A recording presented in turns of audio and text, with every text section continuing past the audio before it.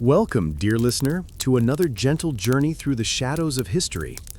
Tonight, we invite you to settle back, perhaps pull a soft blanket closer, and allow your mind to drift into the stone corridors and candlelit chambers of medieval monasteries.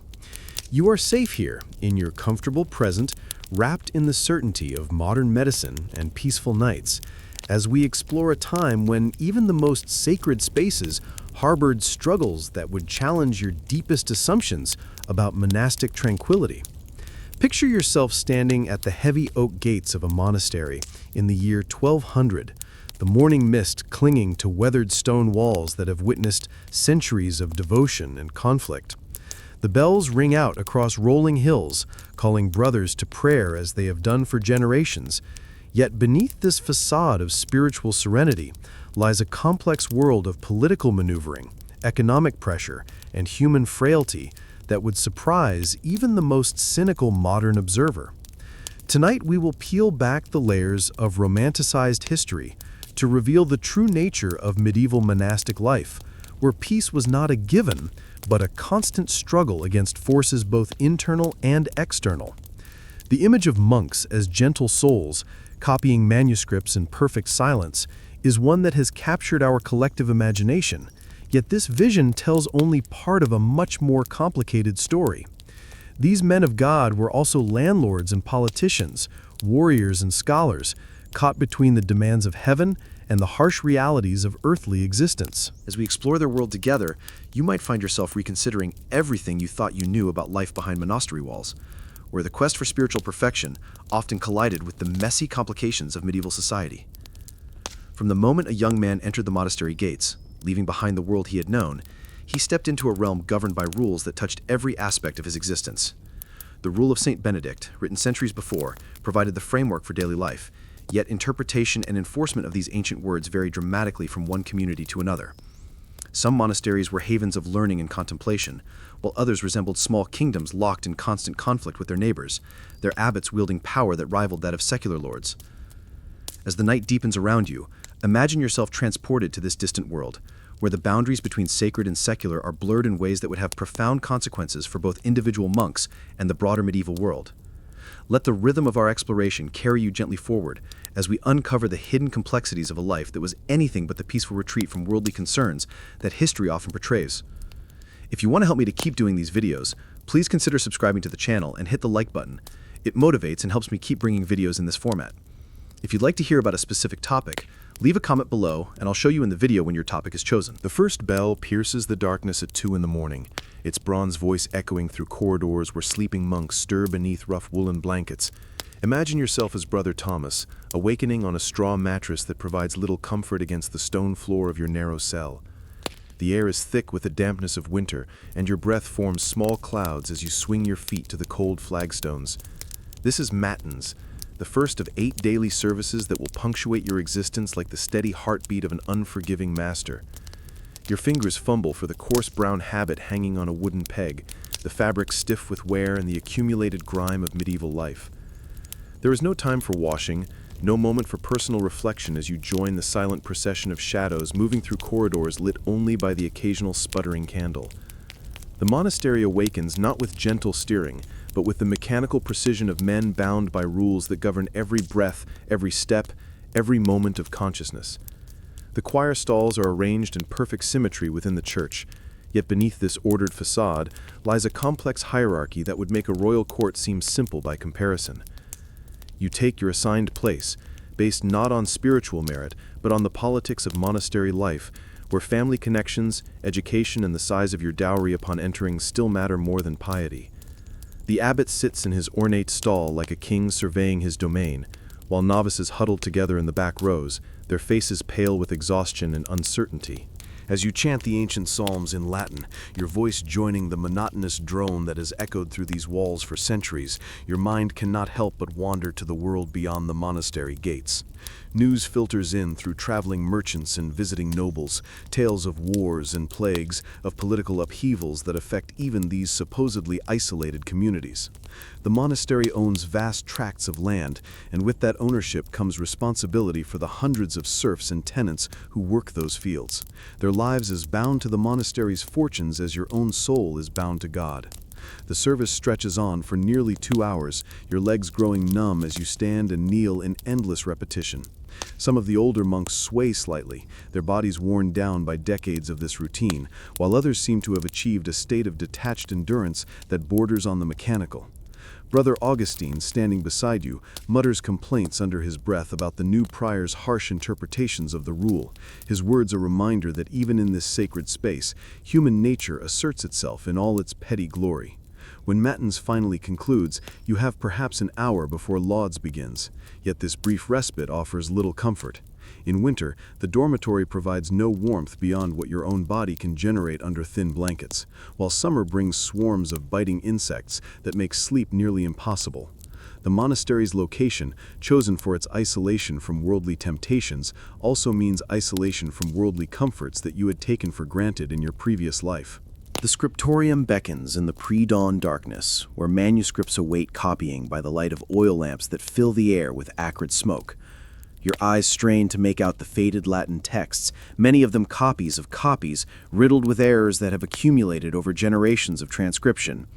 The work is painstaking and unforgiving, demanding perfect concentration while your stomach gnaws with hunger and your back aches from hours hunched over the writing desk. Brother Marcus works beside you, his fingers stained permanently black with ink, scratching away at a copy of Augustine's Confessions with the methodical persistence of a man who has lost all hope of completing the task in his lifetime. The monastery's library represents centuries of accumulated knowledge, yet much of it remains locked away from all but the most educated brothers, creating yet another hierarchy within these supposedly egalitarian walls. The bell for lauds interrupts your work just as you begin to find your rhythm with the quill, and once again you join the procession to the church. Your fellow monks move like specters in their brown habits, faces drawn with fatigue and resignation, their eyes reflecting the eternal struggle between spiritual aspiration and human limitation. The service begins again, the same psalms, the same responses, the same mechanical devotion that will repeat 8 times before this day ends. As dawn breaks through the narrow windows of the church, casting long shadows across the worn stone floor, you begin to understand that the peace of monastic life is not the gentle tranquility of popular imagination, but the exhausted calm of men too tired to rebel against their circumstances. The monastery runs on a schedule that allows no deviation, no personal preference, no acknowledgement of individual need or desire, creating a form of peace that more closely resembles spiritual anesthesia than genuine serenity. The morning light reveals details that darkness had mercifully concealed, the shabby state of robes that have been mended countless times, the hollow cheeks of brothers whose portions have grown smaller as the monastery's finances have tightened, the way some monks' hands shake not with religious ecstasy, but with the tremors of malnutrition and exhaustion. This is the reality behind the idealized vision of monastic life, a world where peace comes not from the absence of struggle, but from the complete surrender to a system that crushes individual will beneath the weight of collective obedience. Your stomach clenches with hunger as you contemplate the meager breakfast that awaits, a thin porridge of barley and water, perhaps supplemented with a crust of bread if the harvest was good and the monastery's creditors have been patient. The rule of Saint Benedict prescribes specific amounts of food and drink for the brothers.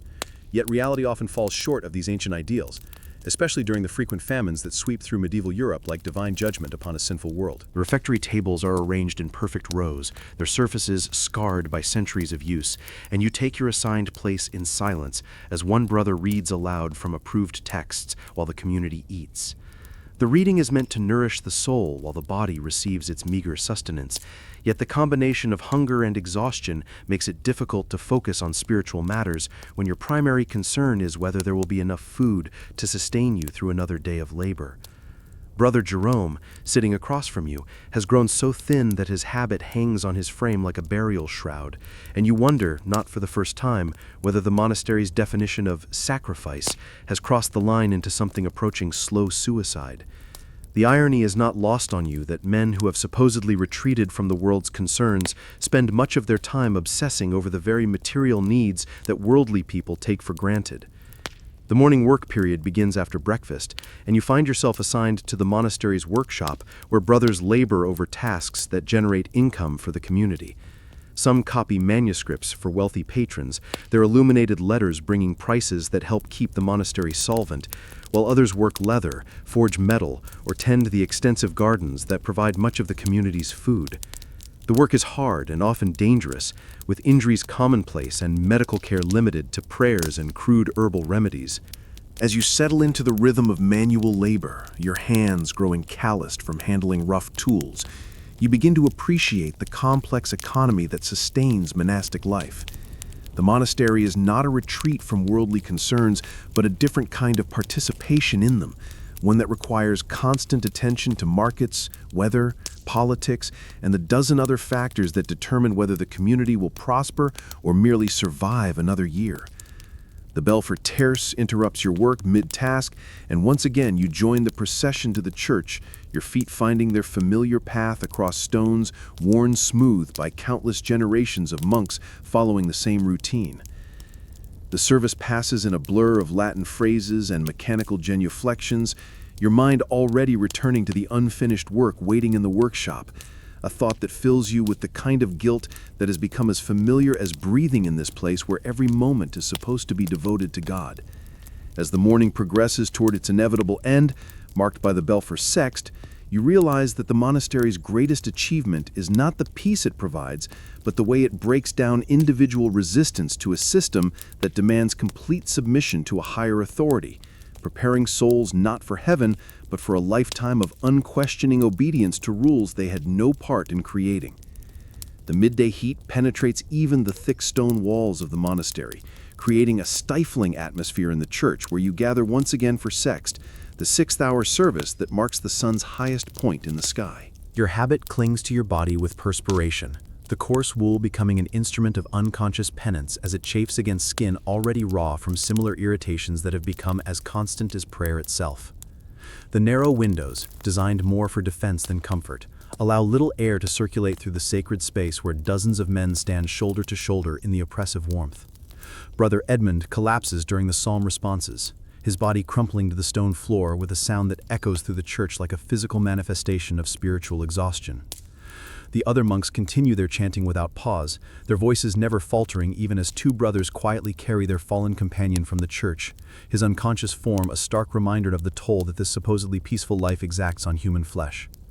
You have witnessed such scenes countless times, men pushed beyond their physical limits by a routine that acknowledges no weakness, no individual variation in stamina or health.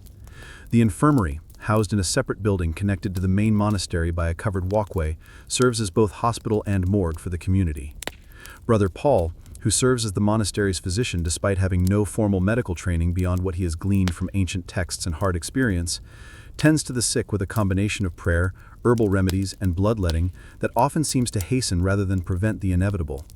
The sight of pale, emaciated men lying on straw pallets while flies buzz around their fevered bodies provides a sobering counterpoint to any romantic notions about the wholesomeness of medieval religious life. You remember your first visit to the infirmary, accompanying Brother Francis, who had developed a persistent cough that eventually revealed itself as the early stages of consumption.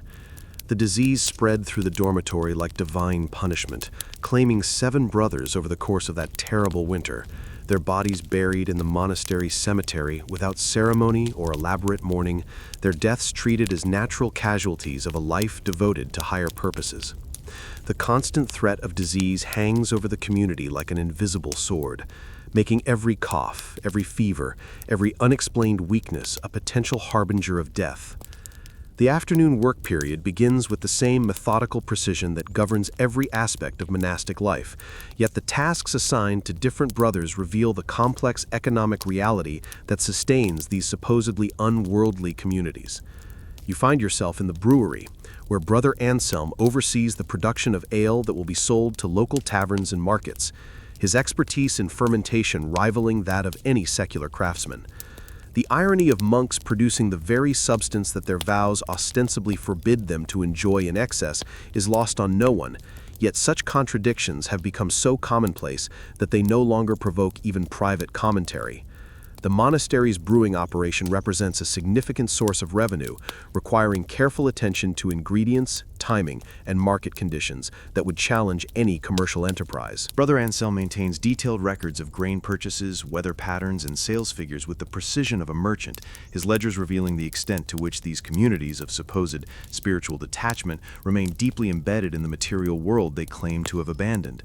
The quality of the monastery's ale affects not only its financial stability, but its reputation among potential patrons and benefactors whose support determines whether the community thrives or merely survives. Working alongside Brother Anselm in the humid atmosphere of the brewery, stirring vast vats of fermenting grain while the air fills with yeast and steam, you begin to understand how thoroughly the monastery functions as a business enterprise disguised as a religious institution. Every decision, from the allocation of labor to the scheduling of prayers, must balance spiritual obligations against economic necessities, creating tensions that manifest in ways both subtle and profound throughout the community. The bells for none interrupt your brewing work at the 9th hour, calling you once again to church for another round of psalms and prayers that have become as predictable as sunrise. Your fellow monks file into their assigned places with the weary resignation of men who have surrendered the possibility of surprise or spontaneity in exchange for the supposed security of absolute routine. The service unfolds with mechanical precision, each brother knowing his part so thoroughly that conscious thought becomes unnecessary, perhaps even counterproductive to the smooth functioning of the communal prayer machine. During the readings, your mind wanders to the world beyond the monastery walls, where harvest season approaches and the communities that depend on the monastery's lands prepare for the annual cycle of planting, tending, and gathering that will determine their survival through another winter. The monastery owns thousands of acres worked by peasants whose lives are tied to the soil as surely as your life is tied to these stone walls, yet their struggles with weather, disease, and the endless demands of feudal obligation seem more honest than the artificial spirituality that governs your days. Brother Stephen, the monastery's cellarer responsible for managing its extensive properties, spends more time traveling between various holdings than he does in prayer, his absence from services so routine that few bothers to notice when his stall remains empty. His reports upon returning from these journeys paint a picture of rural life marked by constant struggle against forces beyond human control, where failed harvests mean not just reduced income for the monastery, but starvation for entire families whose labor provides the foundation for monastic comfort. The economic web connecting the monastery to the broader medieval world extends far beyond agricultural holdings to include mills, fish ponds, quarries, and workshops that generate the revenue necessary to maintain not only the religious community, but the elaborate network of servants, craftsmen, and administrators required to keep such a complex operation functioning. You sometimes wonder whether the monastery exists to serve God or whether God serves as a convenient justification for what amounts to a sophisticated form of feudal exploitation disguised as spiritual devotion. The afternoon heat becomes oppressive as you return to the brewery after noon, the fermentation process requiring constant attention regardless of weather or personal comfort. Brother Anselm wipes sweat from his brow with a gesture that has become habitual, his face bearing the permanent flush of a man who spends his days in proximity to open flames and fermenting alcohol. The work is backbreaking and dangerous, with burns from boiling liquids and injuries from heavy equipment accepted as occupational hazards that come with serving the greater good of the community. The monastery's kitchen operates on a similar scale, preparing meals for hundreds of people, including not only the monastic community, but the various workers, guests, and hangers-on, whose presence is necessary for the institution's smooth operation. Brother Cook manages his domain with military precision, allocating scarce resources among competing demands, while maintaining the careful balance between adequate nutrition and ascetic restraint that defines monastic dining. The smell of cooking food provides one of the few sensual pleasures allowed in this otherwise austere environment, yet even this modest comfort comes with the constant awareness of those who go without. Storage cellars beneath the monastery hold provisions against the inevitable famines that sweep through medieval Europe with terrifying regularity, their stone chambers filled with grain, salted meat, and preserved vegetables that represent the difference between survival and starvation when crops fail or armies ravage the countryside. The responsibility of maintaining these reserves weighs heavily on those charged with their care, knowing that miscalculations or theft could doom the entire community to slow death by hunger. As Vespers approaches, marked by the lengthening shadows that creep across the monastery courtyard, you feel the familiar weight of another day lived according to rules established by men long dead, their wisdom or folly now impossible to question without challenging the entire structure that gives meaning and purpose to your existence. The evening service brings no relief from the day's accumulated fatigue, only the promise of a few hours of rest before the cycle begins again with the pre-dawn bell that will summon you from whatever dreams might visit your exhausted sleep. The monastery's silence periods, prescribed by the rule as opportunities for contemplation and spiritual growth, often become exercises in endurance as brothers struggle to maintain composure while their bodies ache and their minds wander to concerns that have nothing to do with divine devotion. The prohibition against unnecessary speech forces communication into elaborate systems of gestures and glances that create their own forms of tension and misunderstanding, while the constant presence of other people makes genuine solitude nearly impossible to achieve. Your cell awaits you after compline, the final service of the day, its narrow confines offering privacy that comes at the cost of isolation from any human comfort or companionship. The straw mattress provides minimal cushioning against the stone floor, while thin blankets offer little protection against the cold that seeps through the walls during winter months.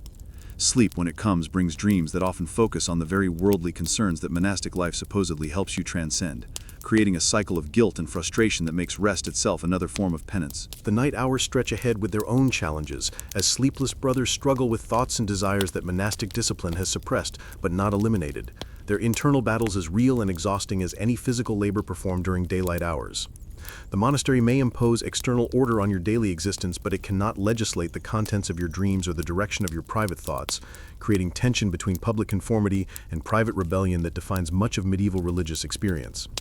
As darkness settles over the monastery like a familiar shroud, you lie awake contemplating the strange life you have chosen, wondering whether the peace you sought in these walls might be found not in the absence of struggle, but in the honest acknowledgement that struggle itself, whether spiritual or material, represents the fundamental condition of human existence that no amount of prayer or penance can ultimately transcend. The pre-dawn silence carries whispers that should not exist in a community bound by holy vows, yet human nature flows like water through even the most carefully constructed barriers of religious discipline. You learn to navigate the unspoken hierarchies and secret alliances that govern daily life within these walls, where a brother's family connections, educational background, and personal wealth before taking vows continue to influence his status long after he has supposedly renounced worldly distinctions. The monastery operates according to two sets of rules: the official regulations prescribed by St. Benedict and the informal codes that actually determine who receives choice assignments, adequate food, and protection from the community's various forms of punishment. Brother Martin, whose father was a wealthy merchant before the plague claimed him, enjoys privileges that have nothing to do with his spiritual development or adherence to monastic discipline. His cell contains a writing desk and extra blankets, luxuries that officially do not exist but that everyone acknowledges through careful silence, while his assignments consistently involve light duties that preserve his soft hands and allow him time for the scholarly pursuits that justify his special treatment. You observe these inequalities with the mixture of resentment and resignation that characterizes much of monastic life, knowing that open complaint would accomplish nothing except to mark you as a troublemaker, unsuited for communal harmony. The chapter meetings, held weekly in the monastery's meeting hall, provide a forum for the community to address violations of the rule and discuss practical matters affecting daily life, yet these gatherings often resemble theatrical performances where predetermined outcomes receive elaborate justification through appeals to ancient authority and divine will. Prior Benedict, whose appointment owed more to his family's generous endowment than to his spiritual qualifications, presides over these sessions with the autocratic manner of a secular lord, his decisions carrying the force of divine commandment regardless of their practical wisdom or moral foundation. You witness Brother Francis receive 20 lashes for speaking during the silence period, the leather strap leaving welts across his back that will serve as a reminder of monastic discipline for weeks to come, while Brother Martin's similar offense the previous month resulted in nothing more than a mild admonition and assignment to extra prayer. The disparity reveals the fundamental hypocrisy that underlies communal life, where equality before God exists only in theory, while practical considerations determine the actual distribution of comfort, punishment, and opportunity within the monastery walls. The monastery's guest quarters house a constant stream of visitors whose presence complicates any attempt to maintain the separation from worldly concerns that supposedly justifies the institution's existence. Nobles seeking spiritual counsel arrive with retinues that strain the community's resources, while expecting treatment befitting their secular status, their conversations with the abbot revealing the extent to which monastic leadership remains entangled with political developments beyond the walls. You observe these interactions from a distance, serving meals to richly dressed lords who discuss military campaigns and territorial disputes as if the monastery were simply another stop on their rounds of feudal consultation. Merchants negotiate contracts for the monastery's agricultural surplus and manufactured goods, their presence transforming the supposedly sacred space into something resembling a commercial hub where spiritual considerations must compete with market forces for the community's attention. The abbot's chambers become an office where deals are struck and alliances formed, the religious nature of the institution serving primarily to lend moral authority to what amounts to sophisticated business operations conducted by men who have theoretically renounced interest in material gain.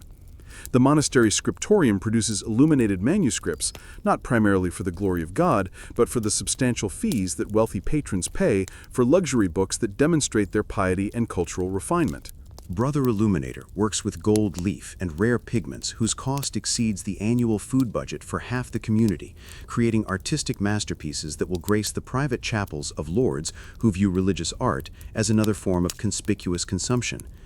The irony of monks creating objects of almost sinful beauty while living in deliberate austerity seems lost on those who profit from this arrangement. The library contains volumes that few brothers are permitted to read, their contents deemed too advanced or potentially dangerous for minds not properly prepared to encounter challenging ideas without losing faith.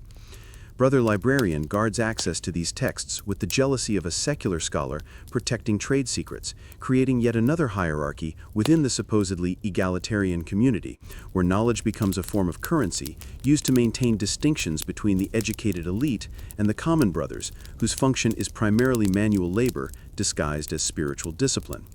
You spend hours copying texts whose meaning you are discouraged from contemplating too deeply, your role reduced to that of a human printing machine whose value lies not in understanding, but in mechanical reproduction of words whose significance belongs to others.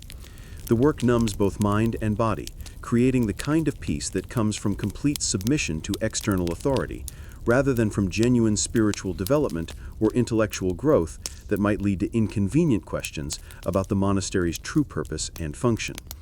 The monastery's workshop produces goods whose quality and design must compete in markets where religious motivation provides no advantage over secular skill and efficiency. Brother Carpenter works with tools and techniques passed down through generations of craftsmen, his products judged not by their spiritual significance, but by their practical utility and aesthetic appeal to customers who care nothing for the pious intentions behind their creation.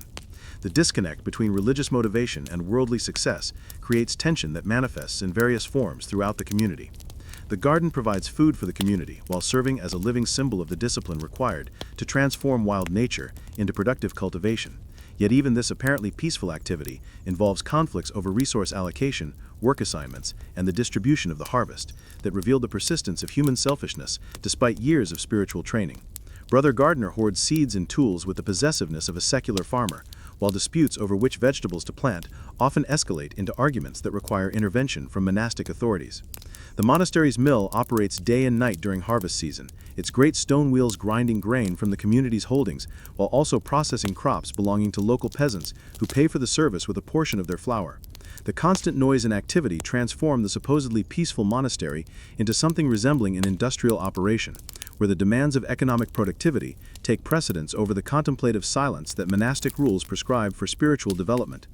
You observe the subtle ways that brothers form alliances and factions based on shared interests, regional origins, and personal ambitions that persist despite official equality under the rule. The community from Normandy tends to support each other in chapter meetings, while those from Burgundy maintain their own informal network of mutual assistance, creating divisions that mirror the political tensions of the broader medieval world from which the monastery supposedly provides refuge and escape. The monastery's finances require constant attention from brothers whose mathematical skills and business acumen would make them successful merchants in secular life, their talents channeled into managing investments, collecting rents, and negotiating loans that ensure the community's survival in an economy where spiritual authority provides no protection against practical financial realities.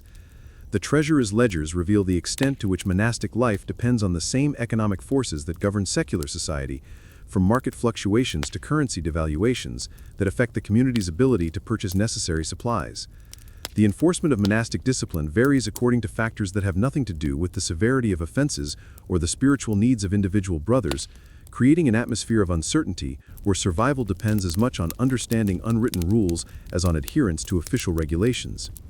You learn to navigate these treacherous waters through careful observation and strategic silence, recognizing that peace within the monastery comes not from the absence of conflict, but from the successful suppression of open disagreement that might threaten the facade of communal harmony. The monastery's relationship with local secular authorities requires constant negotiation and compromise that blurs the boundaries between religious and political concerns, as abbots must balance their spiritual responsibilities with the practical need to maintain good relations with lords, bishops, and royal officials whose favor determines the community's freedom to operate according to its own rules. These relationships create opportunities for corruption and influence peddling that would be familiar to any secular politician, suggesting that the monastery's separation from worldly concerns is more theoretical than actual. The celebration of religious festivals provides occasions for temporary relaxation of normal restrictions, yet even these moments of permitted joy reveal the artificial nature of monastic contentment, as brothers struggle to generate enthusiasm for celebrations that have become as routine and obligatory as daily services. The forced gaiety of feast days highlights the psychological strain of maintaining constant spiritual focus in an environment that allows little room for genuine spontaneity or personal expression. As you settle into the rhythm of monastic life, adapting to its demands while preserving what remains of your individual identity, you begin to understand that the peace offered by the monastery comes at the cost of acknowledging and accepting contradictions that would be intolerable in secular life. The institution functions by maintaining multiple levels of reality, where official ideals coexist with practical necessities, spiritual aspirations with economic requirements, and communal harmony with individual frustration, creating a complex system that achieves stability not through the resolution of conflicts, but through their careful management and concealment. The late evening hours, after Compline has ended and official silence descends upon the community, provide the only time when individual reflection becomes possible without the constant pressure of communal surveillance and judgment. In the privacy of your narrow cell, listening to the familiar sounds of the monastery settling into its nightly rest, you contemplate the strange peace that comes from surrendering the burden of choice in favor of submission to a system whose wisdom you are forbidden to question, but whose contradictions you cannot help but observe with growing clarity and resignation. From the mists of 12th century chroniclers emerges the figure of Geoffrey de Montfort, a man whose journey from nobleman's son to powerful abbot illustrates the complex forces that shaped monastic leadership during an age when spiritual authority and temporal power intertwined like threads in an elaborate tapestry. Born in the year of our Lord 1134 to a family whose holdings stretched across the fertile valleys of Champagne, Geoffrey's path to the monastery was determined not by divine calling, but by the practical necessities of medieval inheritance law, where younger sons faced a stark choice between military service, ecclesiastical preferment, or genteel poverty disguised as scholarly pursuit. The young Geoffrey arrived at the gates of Fontmorency Abbey in his 15th year, carrying with him not only the substantial dowry that would secure his acceptance into the community, but also the political connections and worldly education that would ultimately elevate him far above his humble fellow novices. His father, Count Raoul de Montfort, had chosen this particular monastery with the same strategic calculation that governed his military campaigns, recognizing that Fontmorency's proximity to major trade routes and its extensive landholdings made it a valuable addition to the family's sphere of influence rather than a retreat from worldly concerns. The abbey itself, founded 3 centuries earlier by Benedictine reformers seeking to restore authentic monastic discipline, had by Geoffrey's time evolved into something resembling a small kingdom whose spiritual mission competed daily with the practical demands of managing vast estates, complex financial obligations, and the delicate political relationships that determined its survival in an increasingly turbulent world. The community housed nearly 200 monks alongside an equal number of lay brothers, servants, craftsmen, and hangers-on, whose presence transformed the supposedly contemplative institution into a bustling center of economic and political activity. Geoffrey's early years as a novice revealed both the exceptional intelligence that would later serve his ambitious designs and the ruthless pragmatism that allowed him to navigate the treacherous currents of monastic politics with the skill of a seasoned courtier. While his fellow novices struggled to memorize Latin prayers and adapt to the demanding physical routine of monastic life, Geoffrey applied himself to understanding the informal power structures that actually governed the community, identifying the key players whose favor could advance his cause and whose opposition might derail his carefully planned ascent through the monastic hierarchy. Brother Anselm, the monastery's treasurer, became Geoffrey's first patron after recognizing the young monk's remarkable facility with numbers and his intuitive grasp of commercial principles that few religious men possessed. Under Anselm's guidance, Geoffrey learned to manage the complex web of agricultural rents, commercial investments, and financial obligations that sustained the monastery's operations, his secular education proving far more valuable than years of theological study in preparing him for the practical responsibilities of monastic leadership. The skillful manipulation of the monastery's finances became Geoffrey's pathway to influence, as he demonstrated an ability to increase revenues while reducing costs through innovations that his superiors attributed to divine blessing rather than recognizing as the products of worldly cunning applied to supposedly spiritual purposes. His reorganization of the abbey's grain storage and distribution system increased profits by 30% in a single year, while his negotiations with merchant guilds secured more favorable terms for the monastery's manufactured goods than any previous agreement had achieved. Geoffrey's rise through the monastic ranks coincided with a period of political upheaval that tested the monastery's traditional neutrality and required leadership capable of navigating the competing claims of rival nobles whose conflicts threatened to engulf even supposedly protected religious institutions. King Louis VII's disputes with his vassals created opportunities for ambitious clerics willing to risk their community's safety in exchange for royal favor, while the growing power of merchants and craftsmen challenged the agricultural foundations upon which monastic wealth had traditionally rested. The death of Abbot Bernard in Geoffrey's 28th year created the vacancy that would transform him from a talented administrator into the supreme authority over one of France's most influential monasteries. Yet his election required political maneuvering that would have impressed the most sophisticated secular politician. Geoffrey's campaign for the abbacy involved careful cultivation of key supporters, strategic distribution of favors and promises, and the subtle elimination of potential rivals through methods that remained within the bounds of monastic propriety while achieving results that secular warfare might have envied. Brother Thomas of Cluny, Geoffrey's principal rival for the abbatial office, possessed superior theological credentials and enjoyed support among the monastery's more traditionally minded members, yet his inflexibility regarding financial innovations and his insistence on strict adherence to ancient customs made him vulnerable to Geoffrey's arguments about the need for adaptive leadership in changing times. The campaign between them revealed the fundamental tension between spiritual idealism and practical necessity that characterized much of medieval monastic life. Geoffrey's victory in the abbatial election owed as much to his family's influence with the local bishop as to his demonstrated competence in monastic administration, yet his supporters justified their choice by pointing to his proven ability to increase the community's prosperity while maintaining its reputation for spiritual discipline. The ceremony of his installation as abbot took place on the feast of Saint Benedict, with elaborate rituals that emphasized his spiritual authority while carefully concealing the worldly calculations that had made his elevation possible. The new abbot's first major challenge came from an unexpected quarter, when Brother Martin, a seemingly humble monk whose family connections had been carefully concealed, revealed himself as an agent of the Count of Blois, whose territorial ambitions included control over Montmorency's strategic holdings. Martin's attempted coup, disguised as a reform movement aimed at restoring authentic Benedictine observance, threatened to destroy Geoffrey's carefully constructed authority by appealing to the genuine spiritual concerns of monks who had grown uncomfortable with the monastery's increasing involvement in secular affairs. Geoffrey's response to this internal threat demonstrated both his political acumen and his willingness to employ methods that bore little resemblance to Christian charity, as he systematically discredited Martin's supporters through a combination of trumped-up charges, strategic transfers to remote holdings, and the selective enforcement of monastic discipline that eliminated potential dissidents while maintaining plausible justification for his actions.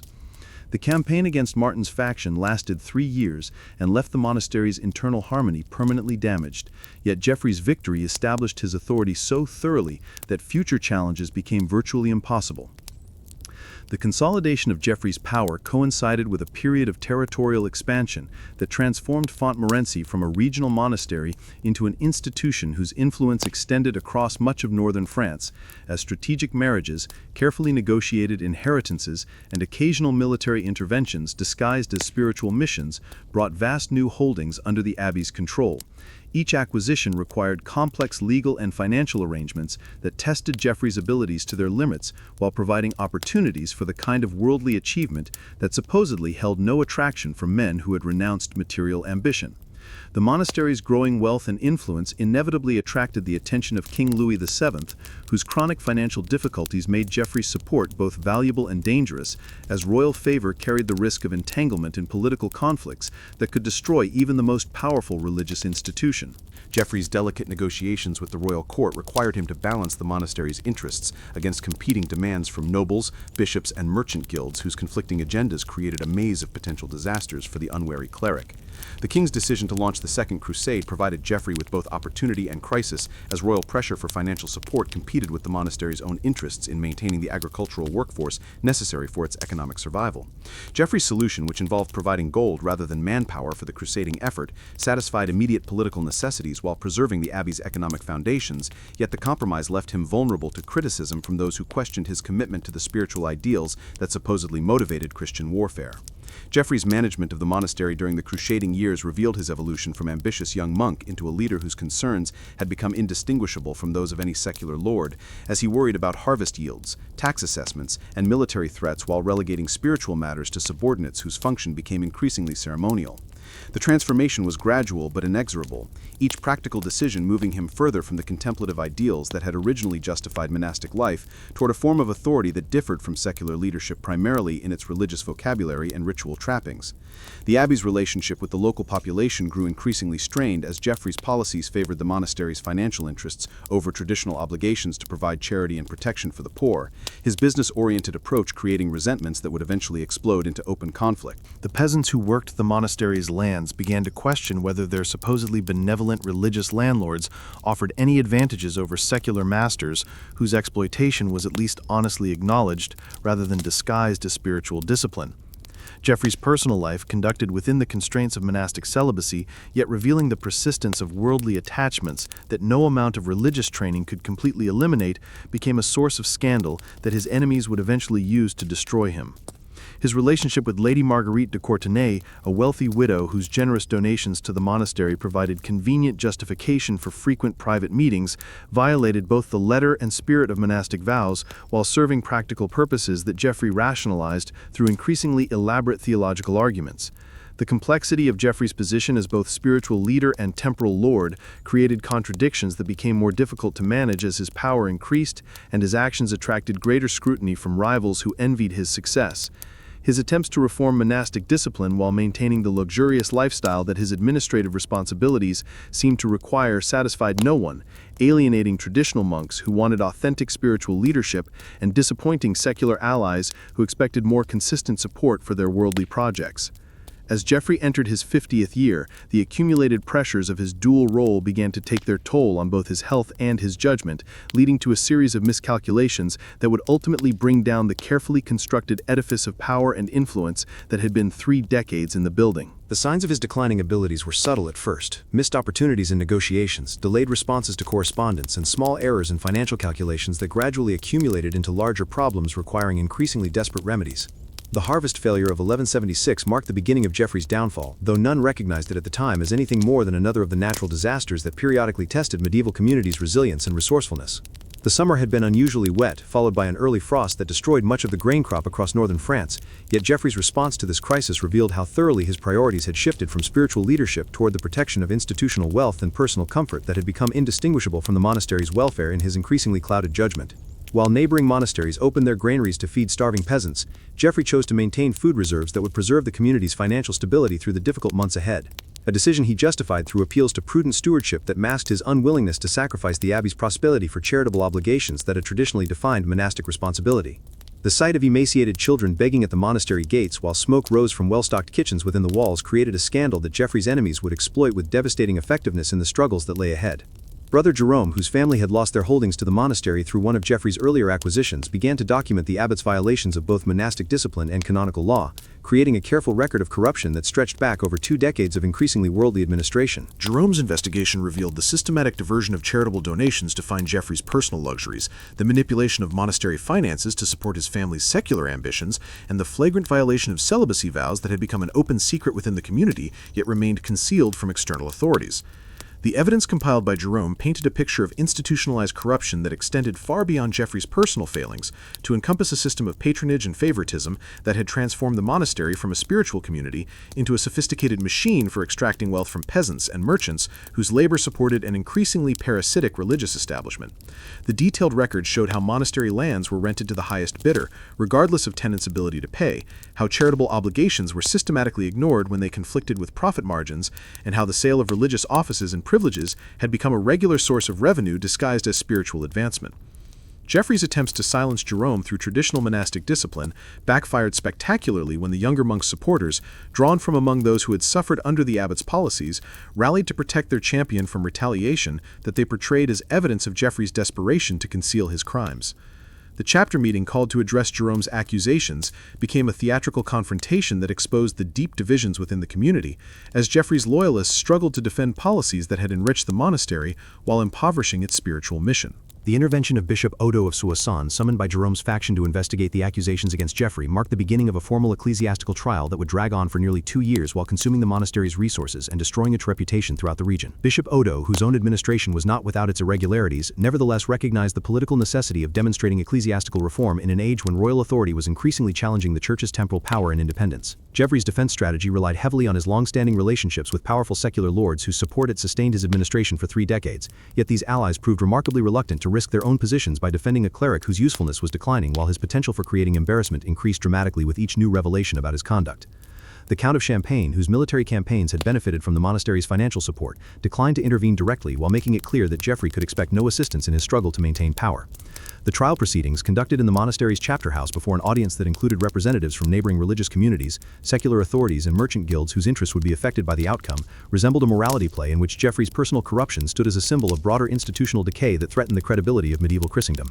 The testimony revealed not only specific violations of canonical law, but a systematic transformation of monastic life from spiritual discipline into worldly ambition that had occurred so gradually that few participants had recognized the extent of their deviation from authentic religious purpose. Brother Thomas, Geoffrey's former rival for the abbacy, emerged as a key witness whose testimony carried particular weight due to his reputation for theological learning and his consistent opposition to the policies that had led to the current crisis. Thomas's careful documentation of Geoffrey's financial manipulations provided the ecclesiastical court with evidence of systematic fraud that extended far beyond personal enrichment to include the deliberate impoverishment of the monastery's spiritual mission in favor of temporal goals that violated both monastic vows and canonical obligations to serve the broader Christian community. The revelation of Geoffrey's relationship with Lady Marguerite proved particularly damaging because it combined personal moral failure with financial corruption in ways that made both offenses appear more serious than either would have seemed in isolation. The testimony showed that Geoffrey had not only violated his vow of celibacy, but had used monastery resources to support his mistress's luxurious lifestyle, purchase property in her name, and provide for children whose existence he had concealed through increasingly elaborate deceptions that required the complicity of subordinates whose own positions depended on their willingness to participate in his crimes. Geoffrey's attempts to portray his relationship with Lady Marguerite as a spiritual friendship focused on her conversion from worldly concerns to religious devotion collapsed under scrutiny that revealed the couple's shared ownership of properties purchased with monastery funds, their frequent travels together disguised as pilgrimages, and their maintenance of a household that functioned as an unofficial second residence for the supposedly celibate abbot. The evidence painted a picture of systematic deception that had required years of careful planning and the corruption of numerous subordinates whose loyalty had been purchased through their own participation in the monastery's declining moral standards. The financial audit ordered by Bishop Odo uncovered the full extent of Geoffrey's mismanagement, revealing that the monastery's apparent prosperity had been built on borrowed money secured through pledges of future agricultural income that would burden the community for decades to come. The complex web of loans, mortgages, and commercial obligations that Geoffrey had constructed to fund his ambitious projects threatened to bankrupt the institution whose wealth and influence had made his power possible, creating a crisis that would require fundamental changes in both leadership and institutional priorities to resolve. The discovery that Geoffrey had mortgaged several of the monastery's most valuable holdings to fund his family's secular ambitions provided the final evidence needed to justify his removal from office,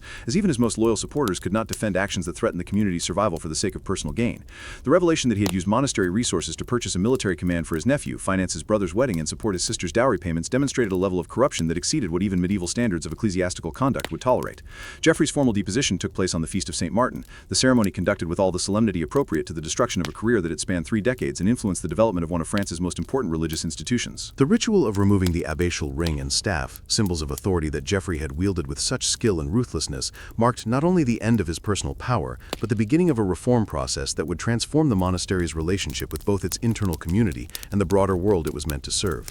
The assignment of Geoffrey to a remote cell within the monastery, where he would spend his remaining years in the kind of genuine contemplation and penance that his earlier career had systematically avoided, represented a form of poetic justice that satisfied those who had suffered under his administration, while providing an example of ecclesiastical discipline that might deter future corruption.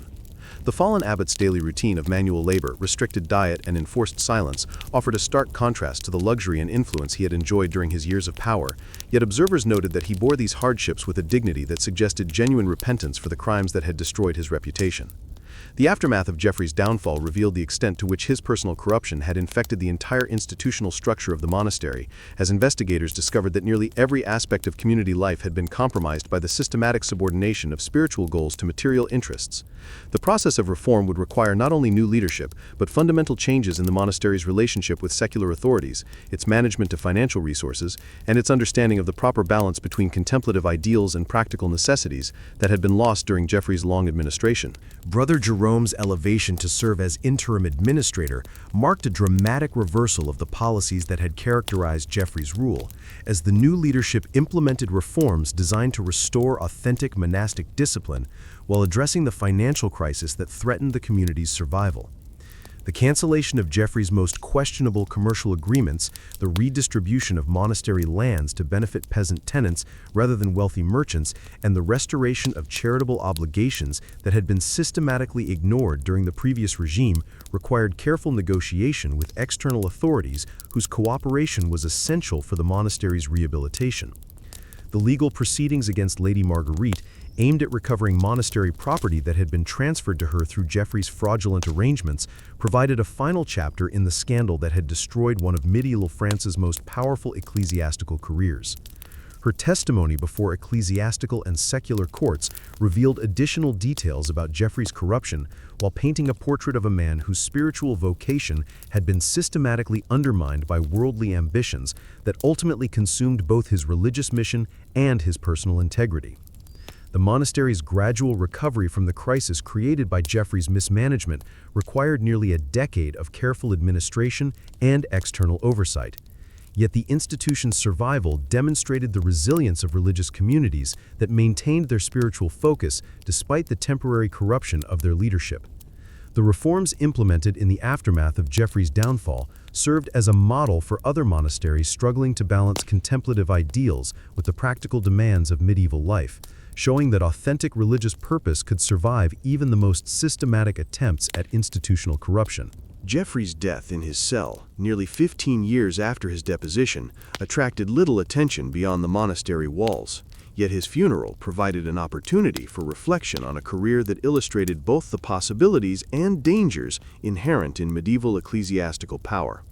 The simple ceremony, conducted without the elaborate ritual that had marked his installation as abbot, served as a reminder that worldly achievement, no matter how impressive, could not substitute for the spiritual authenticity that represented monasticism's true purpose and ultimate justification in a world increasingly skeptical of religious authority.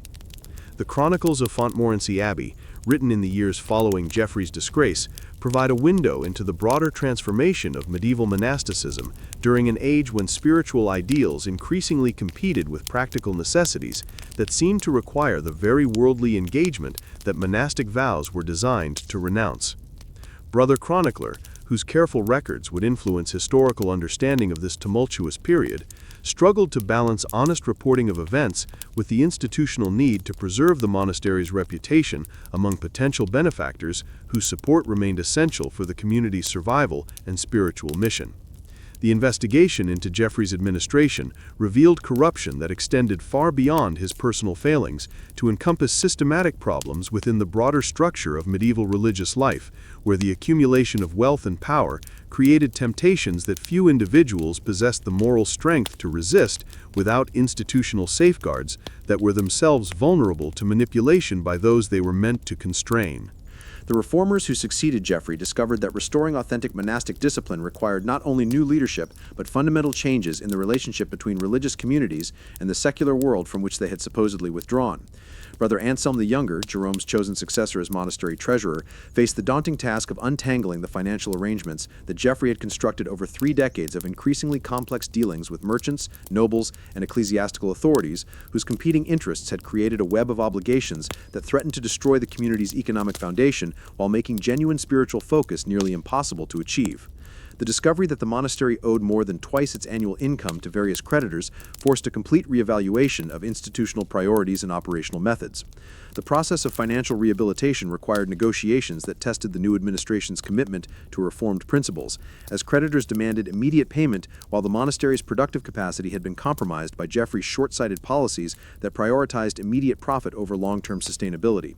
The decision to sell certain holdings rather than mortgage additional properties represented a fundamental shift in philosophy, accepting reduced income in exchange for freedom from the crushing debt obligations that had made Geoffrey's corruption both possible and seemingly necessary for institutional survival. The restoration of charitable obligations that Geoffrey had systematically ignored created additional financial pressure while serving as a visible symbol of the monastery's return to authentic religious purpose. Yet the community's reduced resources made even basic charitable work a significant burden that required careful management to avoid the financial crisis that had facilitated Geoffrey's original departure from monastic principles. The sight of monks sharing their own meager rations with hungry peasants provided a stark contrast to the abundance that had characterized Geoffrey's administration, while demonstrating the practical costs of authentic spiritual commitment. The reform of monastic discipline within the community proved even more challenging than financial rehabilitation, as Geoffrey's long administration had created habits and expectations that could not be changed through simple administrative decree, but required patient education and the gradual transformation of institutional culture that had been corrupted by decades of compromise with worldly standards. The introduction of regular chapter meetings where community members could voice concerns and participate in decision-making represented a significant departure from Geoffrey's autocratic methods, yet democracy proved as difficult to implement in religious communities as in secular societies. Brother Martin the Elder, one of Geoffrey's former supporters who had genuinely repented of his participation in the corruption, became an important voice for moderate reform that balanced the need for institutional change with recognition of human limitations that made absolute spiritual perfection an unrealistic goal for most community members. His testimony about the gradual process of moral compromise that had characterized Geoffrey's administration provided valuable insights into the mechanisms through which even well-intentioned religious leaders could lose their way when faced with complex practical challenges. The monastery's relationship with neighboring communities required careful reconstruction after years of policies that had prioritized institutional benefit over Christian charity, as Geoffrey's aggressive rent collection, manipulation of legal processes, and indifference to peasant welfare had created resentments that threatened the social stability upon which monastic security ultimately depended. The new administration's efforts to demonstrate genuine concern for local welfare faced skepticism from populations that had learned to view religious authority with suspicion based on bitter experience with Geoffrey's exploitation. The education of novices presented particular challenges for reformers who recognized that Geoffrey's corruption had been facilitated by inadequate preparation for the spiritual and practical responsibilities of monastic life, yet the monastery's reduced resources made it difficult to provide the kind of comprehensive training that might prevent future scandals. The establishment of formal programs in theology, canon law, and practical administration represented an attempt to create institutional safeguards against the kind of ignorance and moral confusion that had enabled Geoffrey's systematic deviation from authentic religious purpose. The investigation into Geoffrey's relationship with other monasteries revealed that his corruption had not been unique but part of a broader pattern of institutional decay that affected religious communities throughout medieval Europe, as abbots and priors struggled to balance spiritual obligations with the practical demands of managing complex economic enterprises in an increasingly commercial world. The correspondence discovered in Geoffrey's private chambers showed extensive communication with other religious leaders who faced similar temptations and often made similar compromises in their efforts to maintain institutional viability. The theological implications of Geoffrey's career became a subject of intense debate among church scholars who recognized that his case raised fundamental questions about the compatibility of monastic ideals with the practical requirements of medieval religious institutions. Yet the need to maintain public confidence in ecclesiastical authority limited the scope of official discussion while encouraging private reflection among religious leaders who faced similar challenges in their own communities. The tension between institutional survival and spiritual authenticity remained unresolved, creating ongoing vulnerability to the kind of corruption that Geoffrey had embodied. The impact of Geoffrey's scandal extended far beyond Fontmorency Abbey to influence broader conversations about ecclesiastical reform that were already gaining momentum among church leaders who recognized that institutional credibility required more than cosmetic changes in religious practice. The detailed documentation of his corruption provided reformers with concrete evidence of systemic problems while offering practical insights into the mechanisms through which religious institutions could lose their way when spiritual goals became subordinated to worldly concerns. The monastery's gradual recovery attracted attention from church reformers who viewed the institution's transformation as a potential model for broader ecclesiastical renewal. Yet the costs of authentic monastic life in terms of reduced wealth, diminished political influence, and increased vulnerability to external pressure raised questions about whether most religious communities possessed the courage and commitment necessary for genuine spiritual restoration. The example of Montmorency suggested that authentic monastic life remained possible but required sacrifices that few institutions seemed willing to make. The psychological impact of Geoffrey's disgrace on individual community members created lasting trauma that affected monastery life for decades after his removal from power, as brothers who had participated in or witnessed his corruption struggled with guilt, shame, and confusion about their own moral responsibilities during the years of institutional decay. The process of communal healing required not only administrative reform, but pastoral care that addressed the spiritual wounds created by systematic participation in activities that violated the religious principles they had vowed to uphold. Brother Thomas, whose opposition to Geoffrey had been vindicated by subsequent events, found his elevation to abbatial office complicated by the need to govern men who had been complicit in the corruption he had opposed, creating tensions between justice and mercy that tested his own spiritual maturity while illustrating the complex human dynamics involved in institutional reform. His efforts to balance accountability with forgiveness reflected broader theological questions about the possibility of redemption for religious communities that had systematically violated their foundational principles.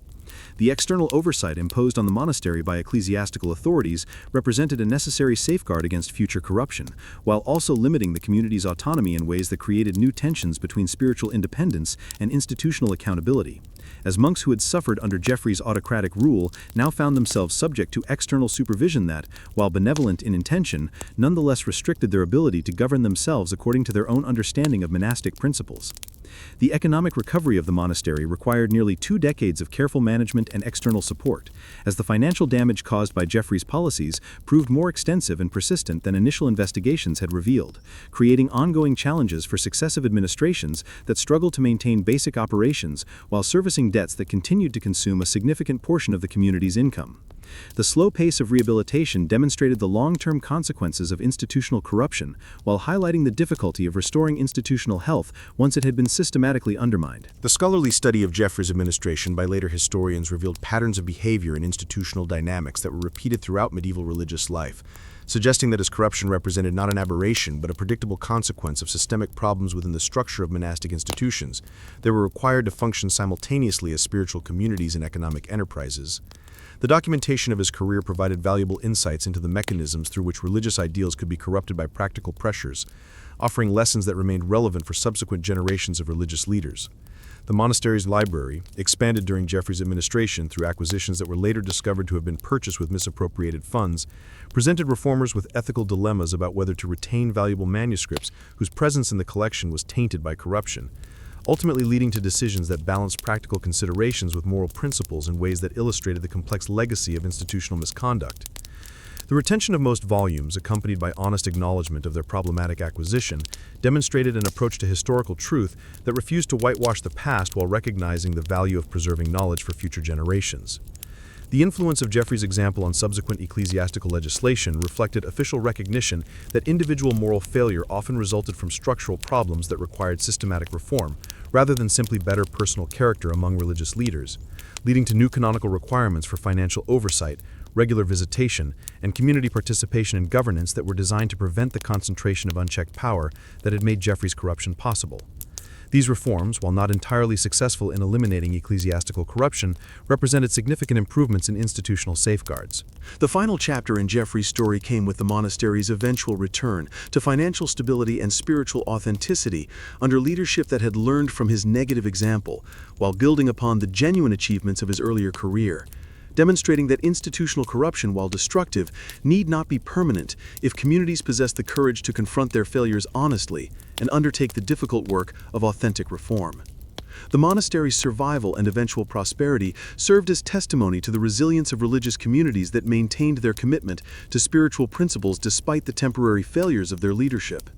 As decades passed and Geoffrey's immediate impact faded into historical memory, his career became a cautionary tale used in the education of religious leaders who faced similar temptations in their own communities. His example serving not to discourage ecclesiastical ambition, but to illustrate the importance of maintaining spiritual focus amid the practical challenges that invariably accompanied positions of religious authority. The lessons of his rise and fall remained relevant for successive generations who struggled to balance worldly competence with authentic spiritual commitment in institutions that required both for their effective functioning and ultimate survival. Beneath the windswept abbey of Mont Saint-Michel, where monks have prayed for over a millennium while tides surge around their rocky sanctuary, modern archaeologists have uncovered chambers that speak to mysteries far more complex than the simple devotion that popular imagination associates with medieval religious life. The discovery began in 1962 when restoration workers noticed unusual acoustic properties in the abbey's crypt, sounds that seemed to emanate from spaces that should not have existed according to architectural records dating back to the monastery's earliest construction phases, leading to investigations that would challenge fundamental assumptions about the purposes for which these sacred spaces were originally designed and subsequently used. The electromagnetic surveys conducted during the 1970s revealed a network of previously unknown chambers extending deep into the rock beneath the abbey church, their configuration suggesting deliberate concealment rather than simple architectural oversight, with access points that have been carefully sealed using techniques that match the masonry style of the abbey's 12th century construction period. The discovery raised immediate questions about why medieval monks would have gone to such elaborate lengths to hide chambers within their own monastery, and what activities might have required the level of secrecy that such concealment implied. Dr. Marie-Claude Dubois, the French archaeologist who led the initial excavation efforts, approached the sealed chambers with the careful methodology that decades of medieval archaeology had taught her to apply when confronting evidence that challenged conventional historical narratives.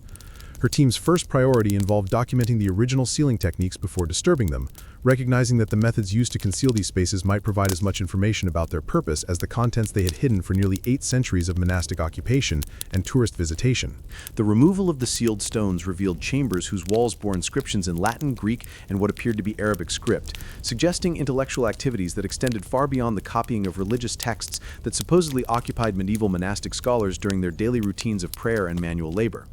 The presence of Arabic inscriptions proved particularly intriguing, given the abbey's location in northwestern France, far from the usual centers of Christian Islamic scholarly exchange that had flourished in places like Spain and Sicily during the medieval period's more culturally diverse intellectual climate.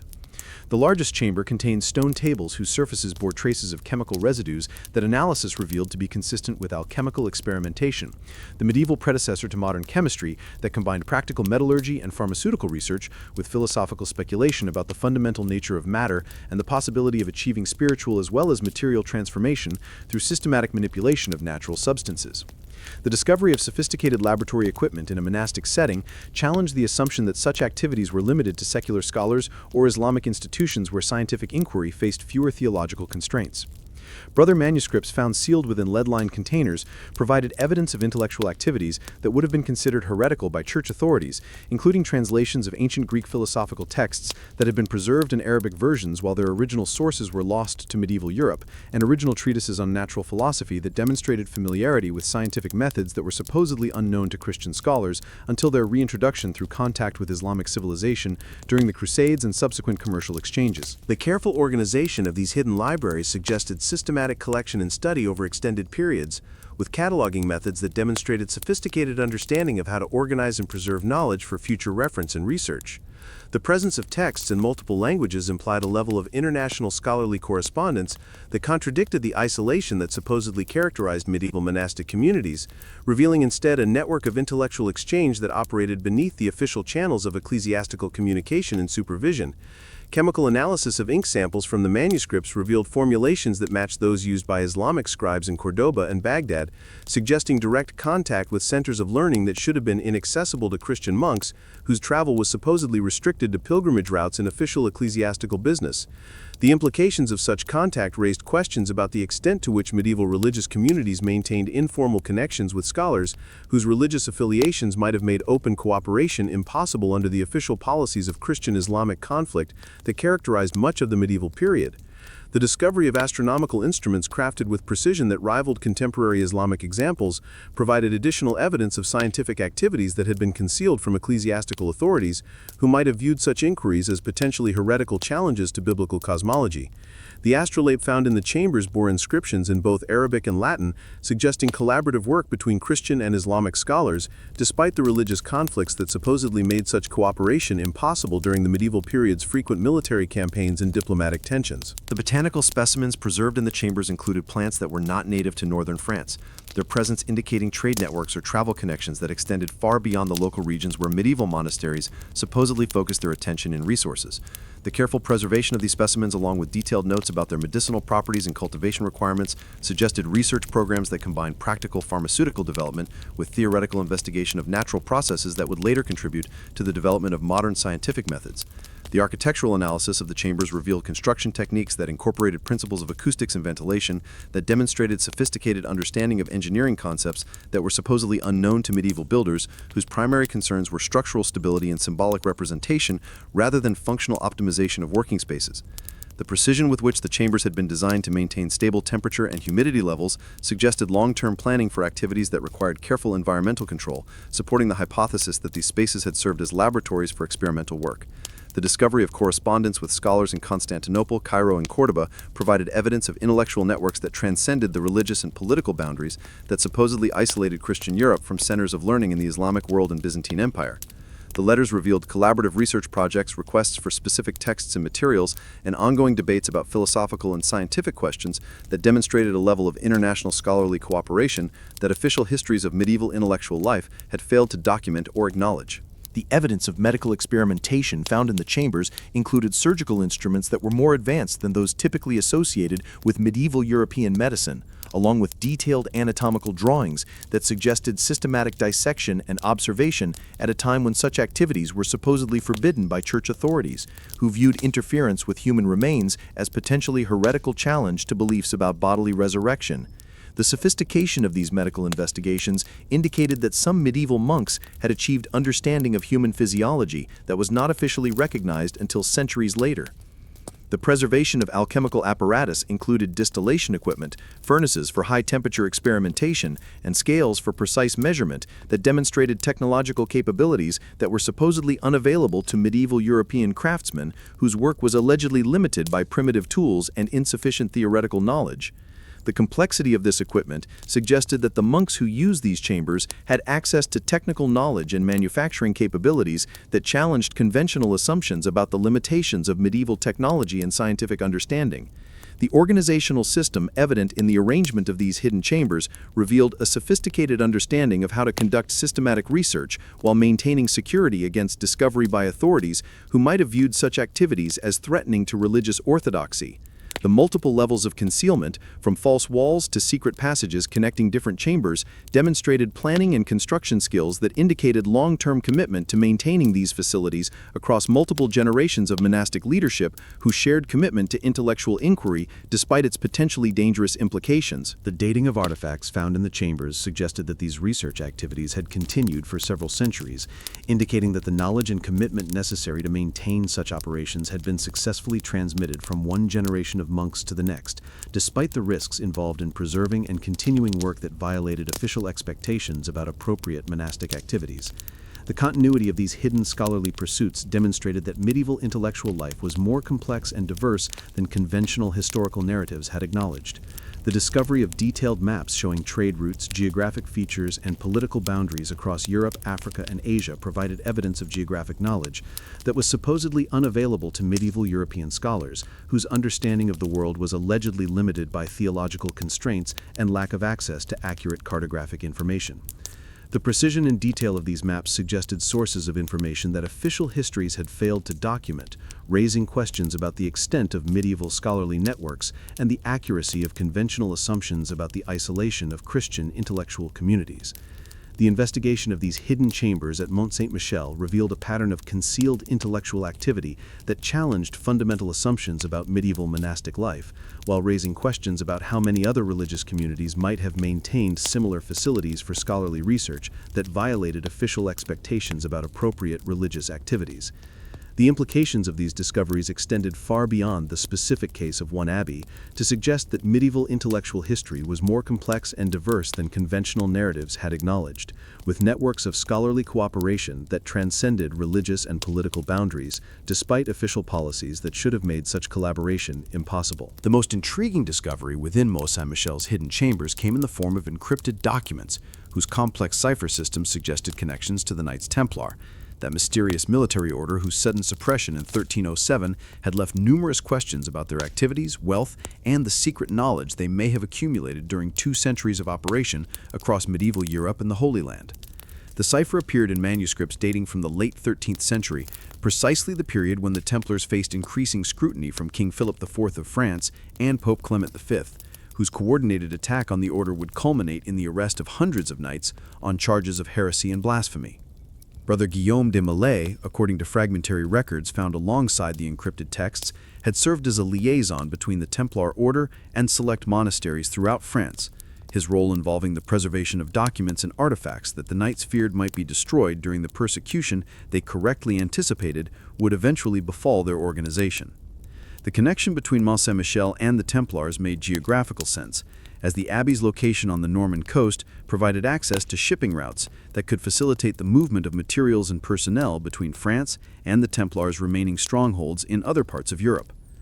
The decryption process, undertaken by a team of medieval cryptographers and computer scientists working together at the University of Caen, required nearly 15 years of collaborative effort before yielding readable results that proved even more shocking than the discoverers had anticipated. The decoded texts revealed detailed knowledge of banking practices, trade routes, and political intelligence that demonstrated the Templars' sophisticated understanding of medieval economic systems and their strategic position within networks of commercial and diplomatic communication that extended from Portugal to the eastern Mediterranean. The financial records concealed within these ciphered documents provided evidence of the Templars' role in developing banking techniques that would later be adopted by Italian merchant families and eventually evolve into the foundations of modern international finance, including letters of credit, currency exchange mechanisms, and investment strategies that allowed capital to be moved across vast distances without the risks associated with transporting actual coins or precious metals through territories controlled by potentially hostile authorities. More disturbing were the political intelligence reports that revealed the Templars' extensive spy networks operating throughout medieval Europe, with detailed information about the personal lives, financial difficulties, and political vulnerabilities of kings, bishops, and nobles, whose cooperation or opposition could affect the order's interests. The systematic collection of blackmail material suggested that the Templars' political influence extended far beyond their official role as protectors of Christian pilgrims to include covert manipulation of secular and ecclesiastical authorities through carefully gathered compromising information. The astronomical calculations found among the encrypted documents demonstrated scientific knowledge that surpassed what was publicly available in medieval Europe, including accurate predictions of eclipses, detailed star catalogs, and mathematical models of planetary motion that suggested access to Arabic and Byzantine sources that were officially unavailable to Christian scholars. The precision of these calculations implied not only theoretical understanding but practical application in navigation and timing that would have provided significant advantages in military and commercial operations. The architectural drawings concealed within the cipher revealed construction techniques and fortification designs that incorporated principles of engineering and defensive strategy that were supposedly unknown to medieval European builders, including innovations in siege defense, water management, and structural engineering that suggested systematic study of fortification methods used in the Islamic world and Byzantine Empire. The sophistication of these designs indicated that Templar castles and other facilities incorporated advanced defensive technologies that gave the order military advantages beyond their reputation for courage and discipline. The medical and pharmaceutical knowledge preserved in these secret documents included surgical techniques, anatomical understanding, and drug formulations that were far more advanced than the healing methods publicly available in medieval Europe, suggesting that the Templars had access to medical knowledge developed in Islamic hospitals and research centers whose innovations had not yet spread to Christian territories through official channels. The detailed descriptions of surgical procedures and pharmaceutical preparations implied practical application rather than merely theoretical knowledge. The religious and philosophical texts hidden within the cipher presented the most controversial material, including translations of ancient Gnostic works, Islamic philosophical treatises, and original Templar documents that suggested the order's private beliefs differed significantly from the Orthodox Christianity they publicly professed. The theological speculation found in these texts included ideas about the nature of divinity, the role of religious institutions, and the relationship between spiritual and material reality that would have been considered heretical by contemporary church authorities. The correspondence with scholars in Constantinople, Cairo, and other centers of learning provided evidence of intellectual exchange that violated the religious boundaries that supposedly separated Christian Europe from Islamic and Byzantine centers of scholarship, revealing collaborative research projects and ongoing theological debates that suggested a level of interfaith dialogue that was officially impossible during the medieval period's frequent religious conflicts. The sophistication of these intellectual relationships implied years of careful cultivation and mutual respect despite official religious hostilities. The trade agreements and commercial partnerships documented in the encrypted files revealed the Templars' involvement in business ventures that extended far beyond their official religious and military functions, including investments in mining operations, shipping enterprises, and manufacturing facilities that generated the wealth necessary to support their extensive military and charitable activities. The complexity complexity of these business arrangements demonstrated commercial expertise that rivaled contemporary merchant guilds and Italian banking houses. The strategic planning documents found among the ciphertexts provided insight into the Templars' long-term thinking about their role in medieval society, including contingency plans for various political scenarios and detailed analyses of threats that might eventually lead to the order's suppression. The accuracy of their predictions about their eventual persecution suggested sophisticated understanding of the political forces that would ultimately destroy their organization despite its military power and financial resources. The inventory lists concealed within the encrypted documents cataloged artifacts, books, and precious objects that had been removed from Templar facilities before their suppression, with detailed instructions for their preservation and eventual recovery that suggested systematic planning for organizational survival despite official dissolution. The scope of these preservation efforts implied that significant portions of the Templars' accumulated wealth and knowledge had been successfully hidden from the authorities who seized their official properties and executed their leadership. The escape routes and safe houses documented in the ciphertexts revealed a network of supporters and hiding places that enabled many Templars to avoid capture during the coordinated arrests of 1307, with detailed instructions for assuming new identities and continuing their activities under different organizational structures. The precision of these escape plans suggested careful preparation over extended periods, indicating that the Order's leadership had recognized the growing threats they faced and taken systematic steps to ensure their survival. The connections between the Templars and various monastic communities documented in these secret files revealed a broader network of sympathetic religious institutions that shared the Order's interests in preserving knowledge and resources that might otherwise be lost during periods of political upheaval and religious persecution. The involvement of respected abbeys like Mont Saint-Michel in these preservation efforts demonstrated that concerns about the fragility of medieval intellectual and cultural achievements extended beyond the Templars themselves to include traditional religious institutions. The technological innovations described in the encrypted documents included improvements in metallurgy, agriculture, and construction that the Templars had developed or acquired during their operations in diverse geographic regions, with detailed instructions for implementation that suggested systematic efforts to transfer useful knowledge between their various facilities and allied institutions. The practical applications of these innovations implied that the Order served as a conduit for technological advancement that might otherwise have been lost or delayed. The final entries in the encrypted documents, dating from immediately before the Order's suppression, revealed the Templars' awareness that their accumulated power and independence had made them targets for elimination by secular and religious authorities who viewed their autonomy as a threat to established hierarchies of control. The resignation and determination, evident in these final communications, suggested that the Order's leadership understood their situation clearly while remaining committed to preserving their achievements for future generations who might be better positioned to appreciate and utilize their contributions. The deeper implications of the Mont Saint-Michel discoveries became apparent only after years of careful analysis, revealed patterns that extended far beyond a single abbey's hidden chambers to encompass what appeared to be a coordinated network of medieval institutions dedicated to preserving and advancing knowledge despite official restrictions that limited intellectual inquiry to topics deemed safe by ecclesiastical and secular authorities. The evidence suggested that numerous monasteries, cathedral schools, and even some Templar facilities had participated in what amounted to a secret university system that operated beneath the surface of official medieval intellectual life for several centuries before gradually dissolving under pressure from increasingly centralized religious and political control. Brother Abelard the Chronicler, whose coded journals were discovered sealed within lead containers in the deepest chamber, had served as a coordinator for this network during the early 13th century, his careful records providing insight into the scope and sophistication of collaborative research projects that span disciplines from natural philosophy to comparative theology, mathematics to medicine, all conducted with levels of rigor and systematic methodology that challenged conventional assumptions about the limitations of medieval scholarly capabilities and institutional resources available for advanced intellectual work. The communication system used by this network relied on seemingly innocent religious correspondence that concealed coded messages within routine discussions of theological matters, liturgical practices, and administrative concerns, creating a cipher system so sophisticated that its existence remained undetected for centuries, despite the survival of thousands of documents that had been examined by generations of medieval historians, whose training had not prepared them to recognize the hidden layer of meaning embedded within conventional religious discourse through techniques borrowed from Islamic and Byzantine cryptographic traditions.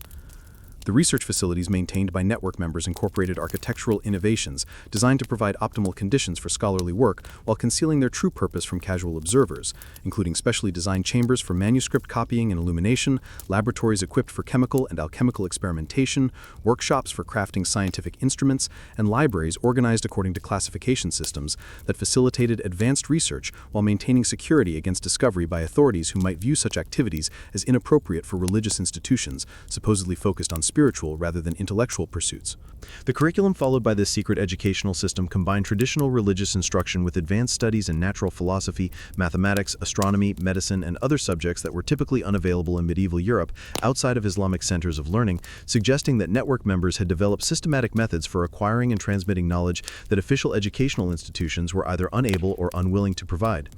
The sophistication of their educational methods, including experimental techniques, critical analysis of ancient texts, and original research projects, indicated intellectual standards that would not be matched by European universities until several centuries later. The international connections maintained by network members included correspondence with scholars in Constantinople, Cordoba, Baghdad, and other centers of learning whose official religious affiliations should have made open communication impossible, yet the evidence revealed ongoing collaborative research projects, exchange of manuscripts and materials, and coordination of investigations that transcended the religious and political boundaries that supposedly isolated medieval Christian Europe from broader currents of intellectual development occurring in Islamic and Byzantine territories. The preservation methods used by network members to protect their accumulated knowledge from destruction during periods of political upheaval and religious persecution demonstrated sophisticated understanding of how to maintain institutional memory across generations while adapting to changing circumstances that threatened the survival of intellectual traditions that depended on continuous cultivation and transmission. The multiple backup systems, hidden repositories, and coded instructions for recovering concealed materials showed planning that extended decades into the future, suggesting confidence that their work would eventually be appreciated and continued by successors who shared their commitment to advancing human knowledge. The scientific achievements documented in network records included original discoveries in mathematics, astronomy, medicine, and natural philosophy that were not officially recognized until centuries later when they were independently rediscovered by scholars working within established academic institutions that received credit for innovations that had actually been developed by medieval researchers whose work had been systematically concealed from historical recognition. The detailed documentation of experimental procedures, mathematical proofs, and theoretical investigations revealed intellectual capabilities that challenged fundamental assumptions about the development of European science and scholarship. The theological investigations conducted within the network included comparative studies of Christian, Islamic, and ancient philosophical traditions that sought to identify common elements and reconcile apparent contradictions through systematic analysis that would have been considered heretical by contemporary religious authorities who insisted on the exclusive truth of Orthodox Christian doctrine. The sophistication of these theological studies, which incorporated linguistic analysis, historical investigation, and philosophical reasoning, demonstrated intellectual approaches that anticipated methods later associated with Renaissance humanism and Enlightenment scholarship. The economic analysis contained in network documents revealed understanding of commercial principles, monetary systems, and international trade relationships that surpassed what was publicly available to medieval European scholars, suggesting systematic study of economic phenomena that enabled more accurate prediction of market trends, currency fluctuations, and commercial opportunities than conventional medieval economic thinking could provide. The practical applications of this economic knowledge appeared in investment strategies, trade partnerships, and financial innovations that generated resources necessary to support network activities. The political intelligence gathered by network members provided detailed analyses of power relationships, succession disputes, and strategic vulnerabilities affecting secular and religious authorities throughout medieval Europe, with predictions of political developments that proved remarkably accurate over extended periods. The systematic collection and analysis of political information suggested intelligence-gathering capabilities that rivaled those of established diplomatic services while serving research purposes that extended beyond immediate political advantage to include long-term planning for the preservation and advancement of intellectual activities. The medical knowledge accumulated by network members included surgical techniques, pharmaceutical preparations, and anatomical understanding that was significantly more advanced than publicly available medical practice in medieval Europe, with detailed case studies and experimental records that demonstrated systematic investigation of disease processes, treatment methods, and physiological functions through approaches that anticipated later developments in scientific medicine. The practical application of this medical knowledge appeared in treatment protocols and surgical procedures that achieved success rates far superior to conventional medieval medical practice. The agricultural innovations developed by network members included crop rotation systems, soil improvement techniques, and selective breeding programs that increased agricultural productivity while maintaining environmental sustainability, with detailed records of experimental results that provided the empirical foundation for farming methods that would not be widely adopted until centuries later when population pressure made agricultural innovation essential for social stability. The systematic approach to agricultural research demonstrated understanding of scientific methodology applied to practical problems affecting daily life. The artistic and cultural investigations conducted within the network included studies of music theory, architectural principles, and artistic techniques that combined aesthetic appreciation with technical analysis to advance understanding of how creative works achieved their effects and could be improved through systematic application of theoretical principles. The integration of artistic study with scientific methodology suggested approaches to cultural analysis that anticipated later developments in academic disciplines devoted to systematic study of human creative achievement. The educational philosophy developed by network members emphasized critical thinking, experimental investigation, and collaborative research over the rote memorization and appeal to authority that characterized conventional medieval education, with detailed curricula and pedagogical methods that prepared students to engage in original research and independent analysis rather than simply reproducing received knowledge. The sophistication of their educational approaches suggested understanding of learning processes and intellectual development that would not be matched by established educational institutions until much later periods. The preservation of this network's accumulated achievements required careful concealment that gradually became so complete that its existence was forgotten until archaeological discoveries and documentary analysis revealed evidence of intellectual activities that had operated beneath the surface of official medieval culture for centuries. The systematic erasure of this alternative tradition of medieval scholarship suggested that its participants had correctly anticipated that their work would not be appreciated or protected by authorities who viewed intellectual independence as a threat to established hierarchies of knowledge and power. The rediscovery of this hidden tradition of medieval scholarship through archaeological investigation and cryptographic analysis has required fundamental revision of historical understanding about the intellectual capabilities and achievements of medieval Europe, revealing a complexity and sophistication of thought that contradicts conventional narratives about the limitations of medieval intellectual life, while raising questions about what other aspects of medieval culture might have been systematically concealed from historical recognition through similar processes of deliberate forgetting and institutional suppression. As modern scholars continue to analyze the evidence revealed by these discoveries, the picture that emerges suggests that medieval intellectual life was far more diverse, sophisticated, and internationally connected than conventional historical narratives had acknowledged, with networks of scholarly cooperation that transcended religious and political boundaries to create what amounted to an alternative educational system whose achievements were systematically hidden from official recognition to protect participants from persecution while preserving their contributions for future generations who might be better positioned to appreciate and continue their work.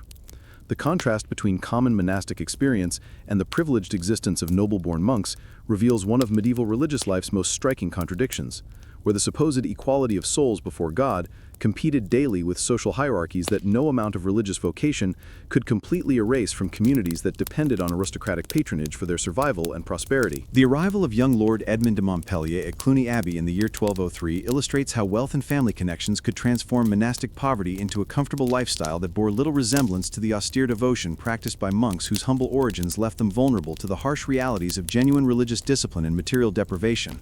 Edmund's entry into monastic life came not from spiritual calling, but from political necessity, as his father's involvement in a failed conspiracy against King John required the family to demonstrate loyalty to the church while protecting their eldest son from potential royal retribution through the sanctuary that monastic vows traditionally provided to those seeking refuge from secular consequences of political miscalculation. The substantial endowment that accompanied Edmund's profession ensured his reception into the community with honors that would have been impossible for applicants whose families lacked the resources to make donations that effectively purchased preferential treatment disguised as recognition of spiritual merit. The private apartments assigned to Edmund occupied an entire wing of the monastery's guest quarters, their luxurious furnishings including tapestries, carved furniture, and personal libraries that would have been considered scandalous displays of worldly attachment if their owner had been anyone other than the son of a family whose continued financial support was essential for the community's ambitious building projects and political protection. The contrast with the narrow cells where common monks slept on straw pallets under thin blankets illustrated the extent to which monastic equality remained theoretical, while practical arrangements reflected the social distinctions that governed secular society. Edmund's daily routine bore only superficial resemblance to the demanding schedule that regulated common monastic life, as his attendance at religious services became optional rather than obligatory. His work assignments involved light administrative duties rather than manual labor, and his meals featured delicacies imported from his family's estates rather than the simple fare prescribed by monastic rule for those who had truly renounced worldly pleasures. The special treatment accorded to Edmund was justified through elaborate theological arguments about the different forms that religious devotion might take, depending on individual circumstances and social responsibilities.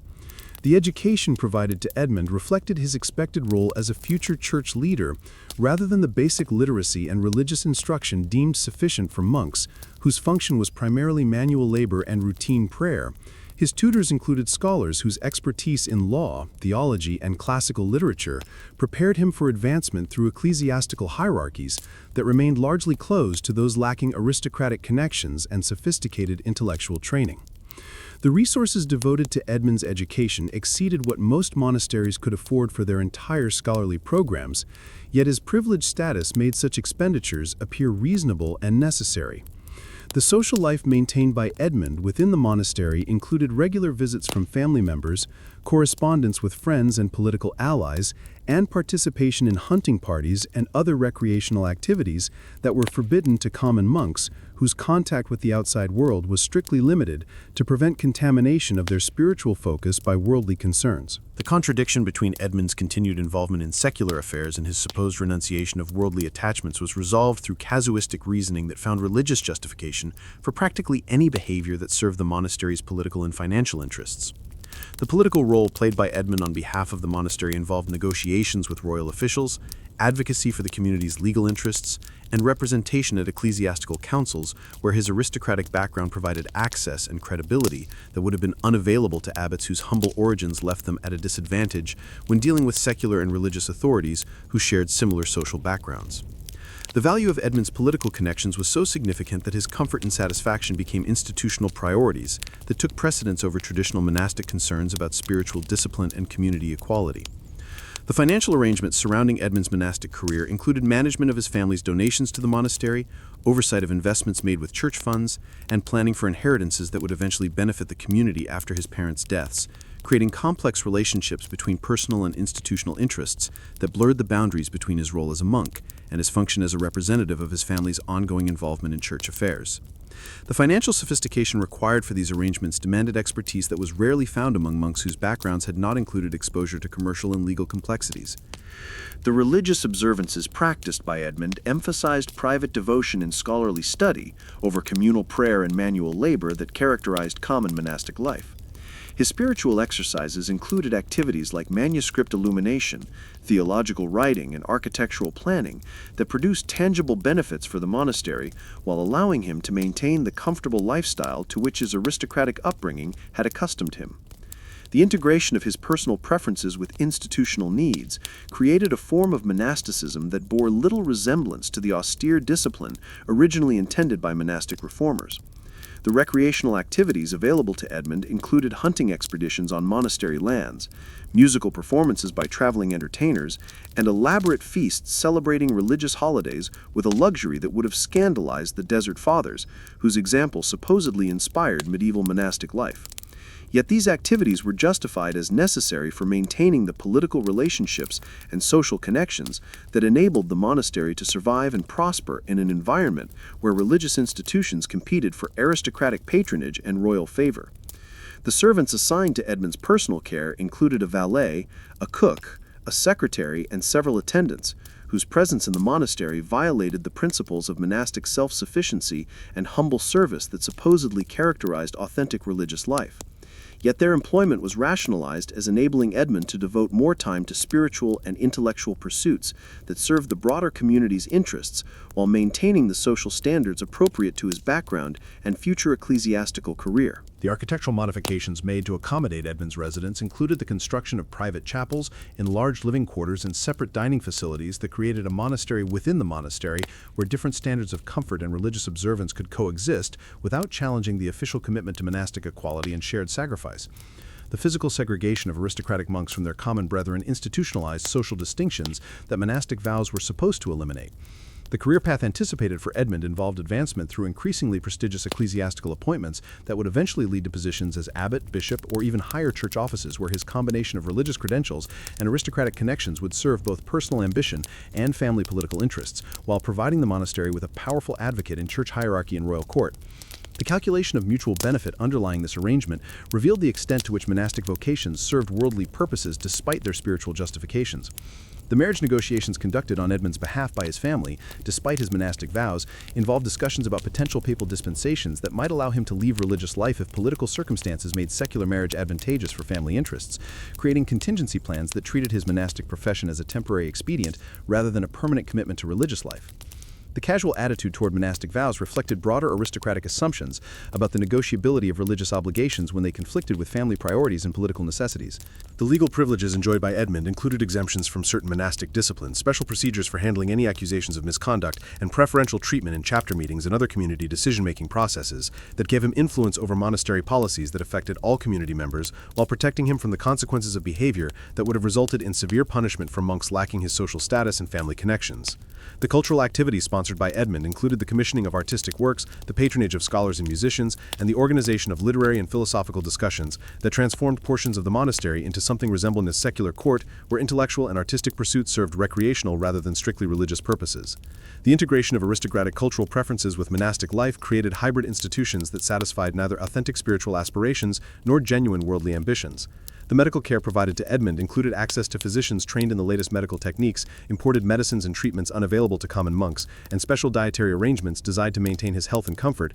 rather than the spiritual discipline that fasting and simple living were supposed to provide for those who had renounced worldly attachments.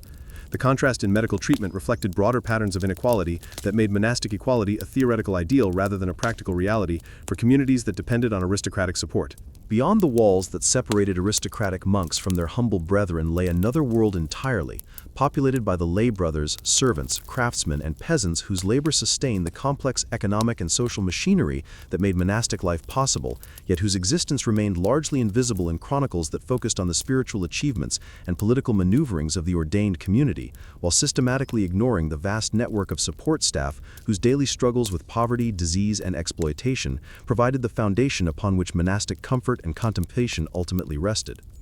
Brother Peter the Lay, whose simple vows bound him to the monastery without granting him the privileges of full monastic status, represented thousands of men whose religious devotion expressed itself through manual labor rather than scholarly pursuits or liturgical participation. Their days spent in workshops, fields, and kitchens where they produced the goods and services that generated revenue for communities whose spiritual mission required material resources that someone had to provide through backbreaking work that left little time or energy for the contemplative practices that supposedly justified the entire monastic enterprise. The workshops maintained by lay brothers operated with the efficiency of commercial enterprises, their production schedules determined by market demands and seasonal cycles rather than religious calendars, as the monastery's survival depended on maintaining competitive quality and pricing for manufactured goods that would be sold to secular customers whose purchasing decisions were based on practical considerations rather than religious sympathy or charitable inclination. The pressure to meet production quotas while maintaining quality standards created working conditions that bore little resemblance to the peaceful craftsmanship that romantic images of monastic life typically portrayed. The agricultural laborers who worked monastery lands faced challenges that were complicated by the dual nature of their employment, as they served both spiritual and economic masters, whose priorities did not always align in ways that served the workers' interests or well-being. The seasons of planting, cultivation, and harvest demanded long hours of physically demanding work under conditions that could be dangerous and exhausting, yet the religious context of their labor was supposed to provide spiritual compensation for material hardships that secular workers might find intolerable without adequate wages or working conditions. The kitchen staff, who prepared meals for the monastic community, worked in conditions that combined the demands of commercial food service with the constraints of religious dietary rules and economic limitations that made their tasks more difficult than similar work in secular establishments. The contrast between the elaborate meals served to aristocratic monks and visiting dignitaries and the simple fare provided to common community members created additional complications for cooks who had to manage multiple standards of cuisine while working with limited resources and equipment. The maintenance workers responsible for keeping the monastery's buildings, grounds, and infrastructure in good repair faced challenges that reflected the institution's dual nature as both spiritual sanctuary and economic enterprise, their work ranging from routine cleaning and minor repairs to major construction projects that required skills typically associated with professional craftsmen rather than religious devotees. The constant need for maintenance and improvement created a perpetual cycle of physical labor that contradicted romantic notions of monastic tranquility and contemplative ease. The stable workers who cared for the horses, cattle, and other livestock essential for monastery operations worked under conditions that were often dangerous and always demanding. Their responsibilities including not only daily care of animals, but also breeding programs, veterinary treatment, and training that required expertise developed through years of experience rather than formal education. The economic value of monastery livestock made these workers essential for institutional survival, while their humble status ensured that their contributions received little recognition or reward.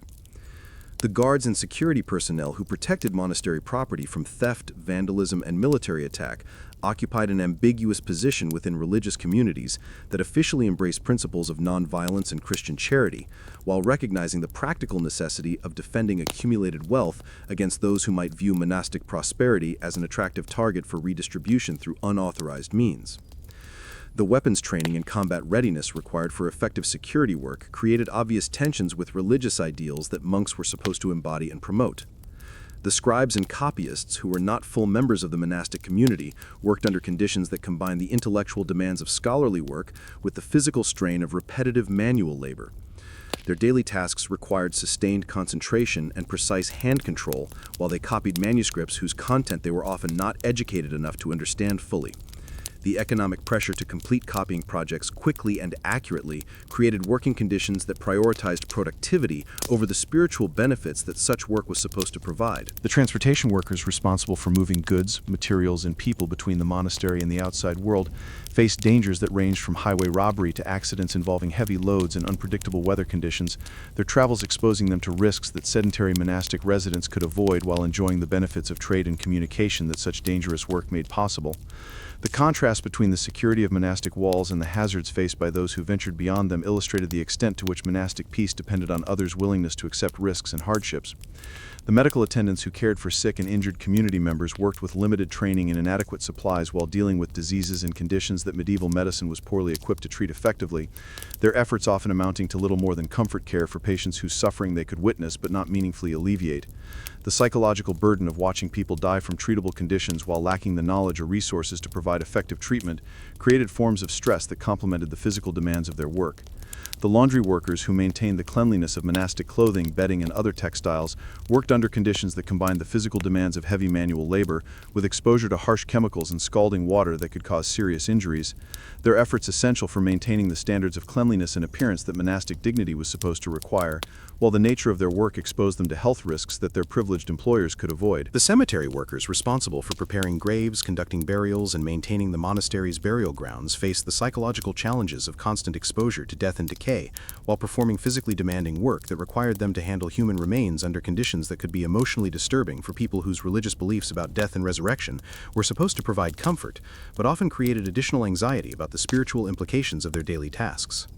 The guest house workers who served the constant stream of visitors, pilgrims, and dignitaries who came to the monastery faced challenges that combined the demands of hospitality service with the complications created by visitors whose social status, personal habits, and expectations varied dramatically, requiring diplomatic skills and cultural sensitivity that few workers possessed while managing practical arrangements for lodging, feeding, and entertaining people whose comfort and satisfaction could affect the monastery's reputation and future support. The financial record keepers who tracked the monastery's complex economic activities worked with accounting systems that required mathematical skills and attention to detail while managing information whose accuracy was essential for institutional survival, but whose complexity made errors inevitable and their detection difficult.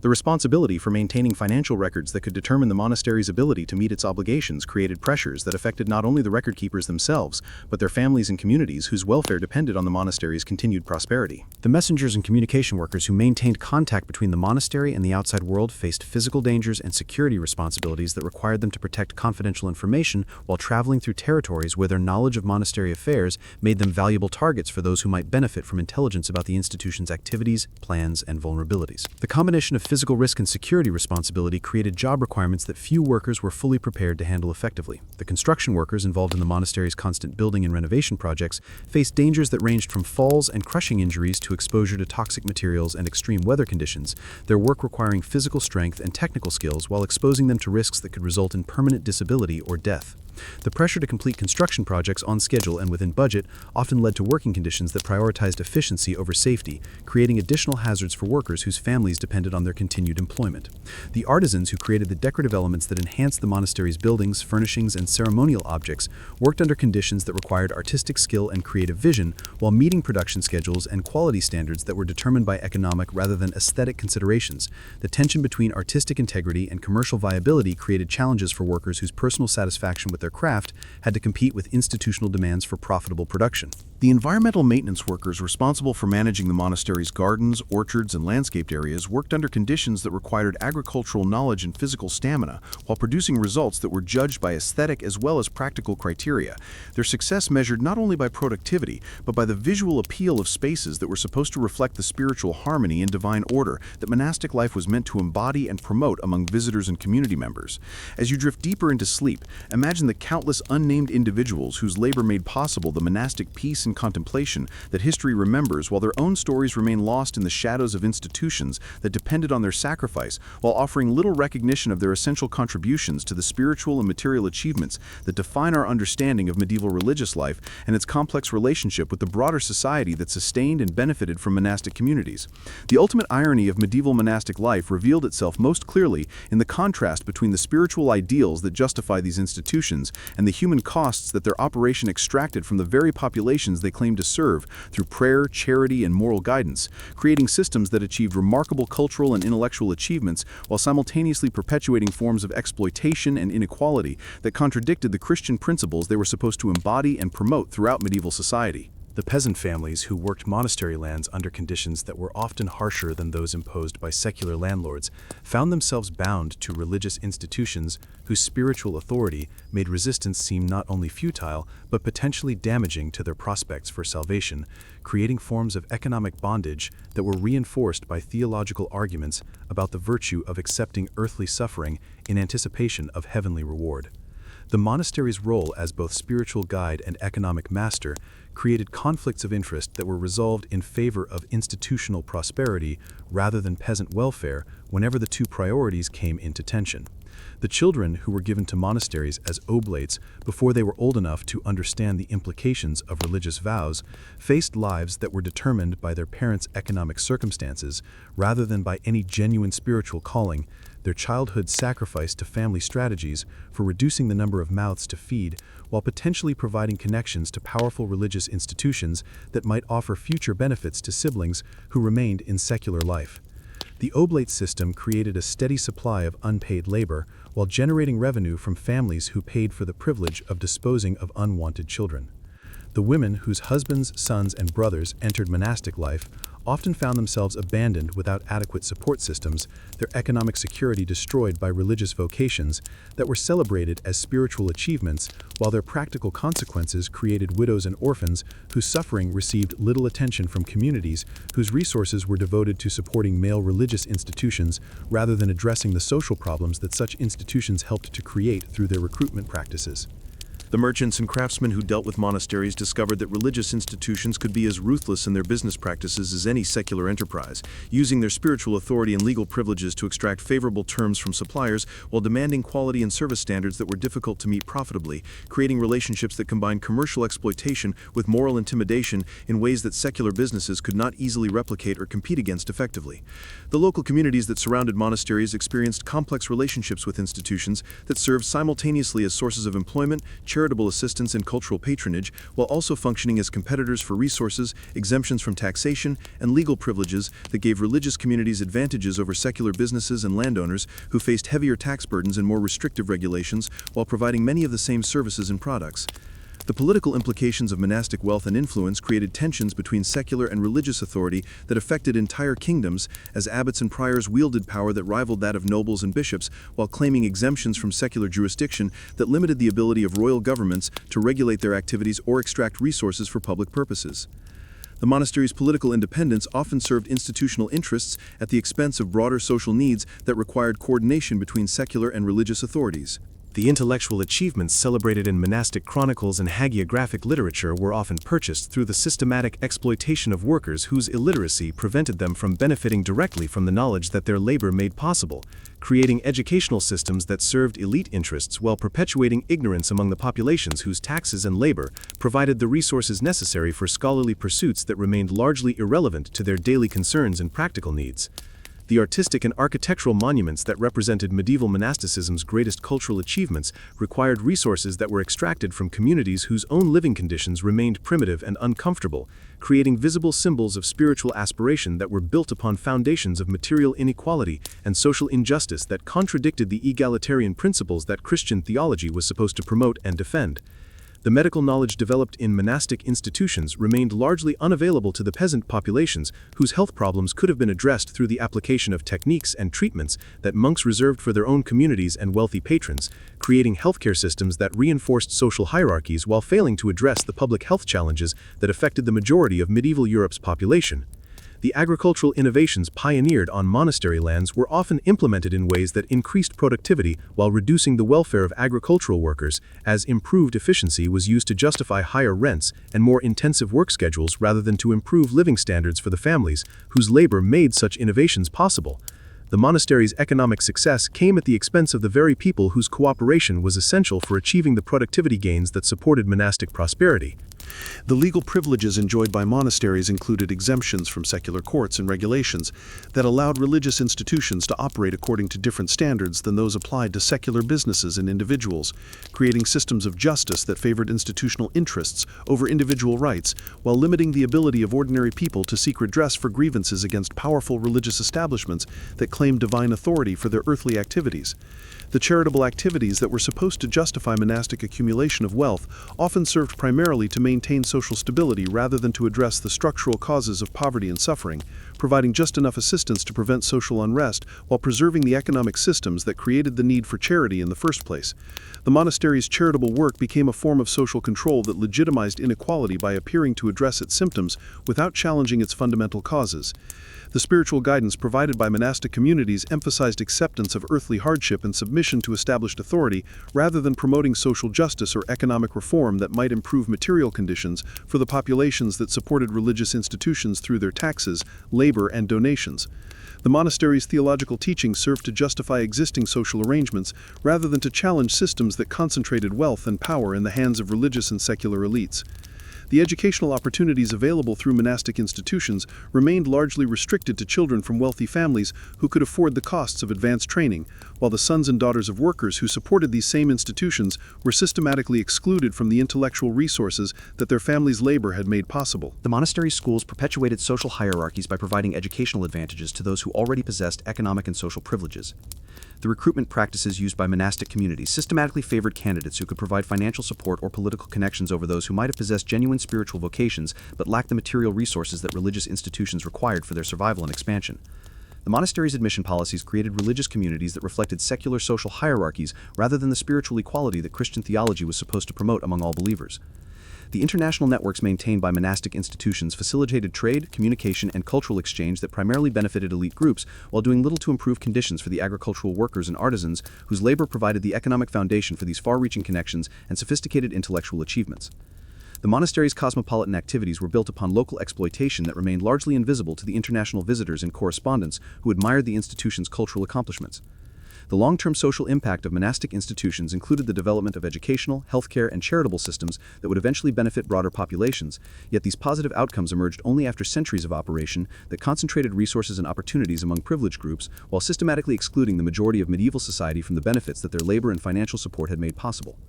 The historical legacy of medieval monasticism reflects this fundamental contradiction between spiritual ideals and social practice, as institutions that produced remarkable cultural achievements and preserved important intellectual traditions did so through methods that perpetuated inequality and exploitation in ways that contradicted the Christian principles they claimed to embody. The monastery's dual nature as both spiritual sanctuary and economic enterprise created tensions that were never fully resolved within the medieval period, leaving patterns of institutional behavior that would influence the development of Western civilization for centuries to come.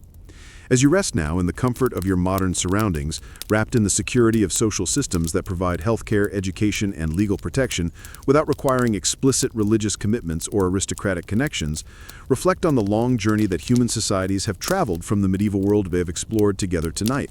where the search for spiritual meaning and the pursuit of worldly success created institutions whose contradictions continue to influence our understanding of the relationship between idealism and pragmatism, between collective welfare and individual ambition, between the sacred and the secular dimensions of human experience that medieval monks struggled to reconcile within the stone walls that offered both sanctuary and confinement to those who sought peace through submission to authorities whose wisdom and virtue were often more assumed than demonstrated through their actions and their consequences for the communities they claimed to serve in the name of divine providence and eternal salvation. The peace that medieval monasticism offered was neither the gentle tranquility of popular imagination nor the complete absence of struggle that romantic historical narratives have sometimes suggested, but rather the exhausted calm of institutions that achieved stability through the systematic suppression of contradictions that could never be entirely eliminated, only managed through careful balance of competing interests and strategic compromise between ideals and necessities that required constant vigilance and occasional reformation to prevent the complete complete corruption of spiritual purposes by worldly concerns that proved as persistent within monastery walls as beyond them, reminding us that the human search for meaning and community continues across centuries and cultures, taking different forms but addressing similar needs for security, purpose, and connection that transcend the specific religious and social arrangements that each generation constructs in its attempt to create sustainable ways of living together, despite the inevitable tensions between individual desires and collective requirements that no amount of prayer or legislation has yet succeeded in permanently resolving. And so we return to where our journey began, in the pre-dawn darkness where monastery bells pierce the silence with their ancient call to prayer, yet now you carry with you the deeper understanding of what those bells truly summoned, not merely monks to worship, but entire communities to participate in complex systems of belief, labor, and power that shaped medieval civilization in ways both profound and troubling. The bells that once seemed to promise only peace and spiritual transcendence now reveal themselves as markers of a different kind of time, one measured not in moments of divine communion, but in the steady accumulation of human choices, compromises, and consequences that created institutions whose legacy continues to influence our world centuries after the last medieval monk answered their call. The monastery walls that appeared to separate the sacred from the secular now seem more like membranes than barriers, permeable boundaries through which flowed currents of ambition, corruption, genuine devotion, and mundane necessity that created hybrid institutions whose spiritual aspirations were constantly challenged by practical demands that could never be entirely transcended through prayer or penance alone. The men who lived within those walls were neither the saints of hagiographic literature nor the simple peasants of popular imagination, but complex individuals whose attempts to serve God while navigating the political, economic, and social realities of medieval life created stories that illuminate the fundamental challenges of balancing idealism with pragmatism that continue to confront religious and secular institutions in every age. The manuscripts that medieval monks copied with such painstaking care preserve not only the text they were meant to transmit, but also traces of the human hands that held the quills, the eyes that strained in candlelight, and the minds that sometimes wandered from sacred words to contemplate worldly concerns that no amount of monastic discipline could permanently banish from human consciousness. Each page bears witness to the tension between the eternal truths that monasticism claimed to serve and the temporal circumstances that shaped how those truths were understood, interpreted, and applied by individuals whose spiritual journeys were inevitably influenced by their family backgrounds, educational opportunities, and personal ambitions. The stone buildings that house these communities stand today as monuments to architectural achievement and spiritual aspiration, yet their foundations rest upon labor systems and economic arrangements that extracted resources from populations whose own spiritual needs often received less attention than the preservation of institutional wealth and political influence. The churches, dormitories, libraries, and workshops that compose these monastic complexes represent not only the devotion of their builders but also the systematic concentration of resources that made such elaborate construction possible while surrounding communities struggled with poverty, disease, and ignorance that monastic charity addressed only partially and sporadically. The archaeological discoveries that continue to emerge from beneath these ancient buildings reveal layers of history that complicate simple narratives about medieval religious life, uncovering evidence of intellectual activities, political connections, and economic relationships that extended far beyond the local communities where monasteries were supposedly focused, while demonstrating the sophisticated planning and international coordination that characterized the medieval church's most successful institutions. The hidden chambers, encrypted documents, and concealed artifacts that modern researchers have brought to light suggest that the apparent isolation of monastic communities masked complex networks of communication and collaboration that spanned continents and transcended religious boundaries. The individual stories of monks like Geoffrey of Fontmorency illustrate how easily spiritual authority could be corrupted by worldly success, while the hidden scholarly networks discovered at places like Mont Saint-Michel demonstrate that genuine intellectual achievement often required operating outside official channels that were designed more to maintain institutional control than to advance human knowledge and understanding. The contrast between public religious observance and private intellectual inquiry reveals tensions within medieval culture that were resolved through careful concealment rather than open debate, creating traditions of hidden scholarship that preserved important knowledge while limiting its accessibility to those who might have benefited most from its practical applications. The social hierarchies that persisted within supposedly egalitarian monastic communities reflect broader patterns of inequality that medieval Christianity was unable to eliminate despite theological teachings about the equality of souls before God, demonstrating how easily religious ideals could be adapted to justify existing power structures rather than challenge systems that concentrated wealth and privilege among those who already possessed social advantages. The differences between aristocratic and common monastic experience illustrate the extent to which spiritual institutions remained embedded within secular social arrangements that their presence was supposed to transcend and transform. The countless unnamed individuals whose labor sustained these religious institutions represent perhaps the greatest tragedy of medieval monastic history, their stories lost to chronicles that focused on the achievements of their superiors while ignoring the human costs of systems that extracted resources from the many to support the spiritual and intellectual pursuits of the few. The lay brothers, servants, peasants, and craftsmen who made monastic life possible deserve recognition not only for their essential contributions, but also for their patience in accepting arrangements that promised heavenly reward for earthly suffering while providing immediate material benefits, primarily to those who were already privileged by birth, education, or political connections. Yet despite these fundamental contradictions and systematic inequalities, medieval monasticism also achieved remarkable cultural and intellectual accomplishments that continued to enrich human civilization, preserving classical knowledge through dark periods of political upheaval and social disruption, while developing new forms of art, architecture, music, and literature that express spiritual aspirations with beauty and power that transcend their historical context. The libraries, schools, hospitals, and charitable institutions that emerged from monastic communities provided foundations for later developments in education, healthcare, and social welfare that would eventually benefit broader populations, even if their medieval incarnations served primarily elite interests. The lessons of medieval monastic history remain relevant for contemporary institutions that face similar challenges in balancing idealistic missions with practical necessities, spiritual goals with material requirements, and individual aspirations with collective responsibilities. The search for authentic spiritual community that motivated medieval monastic founders continues in different forms within contemporary religious and secular movements that seek alternatives to mainstream social arrangements while struggling with similar tensions between idealistic visions and pragmatic compromises that seem necessary for institutional viability. The monastery's attempt to create perfect communities through submission to absolute authority offers both inspiration and warning for those who would reform society through the creation of alternative institutions based on shared values and common purposes. As you rest now in the quiet comfort of your modern surroundings, safe from the dangers and hardships that define daily life for most medieval people, you might reflect on the long historical journey that connects their struggles with our contemporary efforts to create meaning, community, and justice in a world that continues to present similar fundamental challenges despite technological advances and social progress that have transformed the conditions under which human beings pursue happiness and fulfillment. The monastery bells that called medieval monks to prayer across centuries of darkness now summon us to remember not only their failures and limitations, but also their sincere attempts to serve purposes larger than themselves within institutions whose contradictions reflected the complexity of human nature itself. The peace that you seek in these quiet moments before sleep is perhaps more authentic than the peace that medieval monasticism claimed to offer, for it requires no submission to authorities whose wisdom was questionable, no acceptance of inequalities that contradicted moral principles, and no surrender of critical thinking in favor of unquestioning obedience to rules that served institutional interests more than individual spiritual development. Your rest is earned through daily participation in social arrangements that, while far from perfect, provide greater opportunities for personal growth, creative expression, and meaningful contribution to community welfare than were available to most people who lived within or around medieval monasteries. Yet the questions that motivated medieval people to seek religious community remain as pressing today as they were centuries ago. Questions about the purpose of human existence, the possibility of transcending selfish interests in service of higher values, and the challenge of creating institutions that serve human flourishing rather than merely perpetuating existing patterns of power and privilege. The monastery's attempt to answer these questions through religious devotion and communal discipline failed to achieve its stated goals while creating new forms of inequality and exploitation. Yet the sincerity of the attempt and the partial nature of its failures suggest that the search for better answers continues to deserve our attention and effort.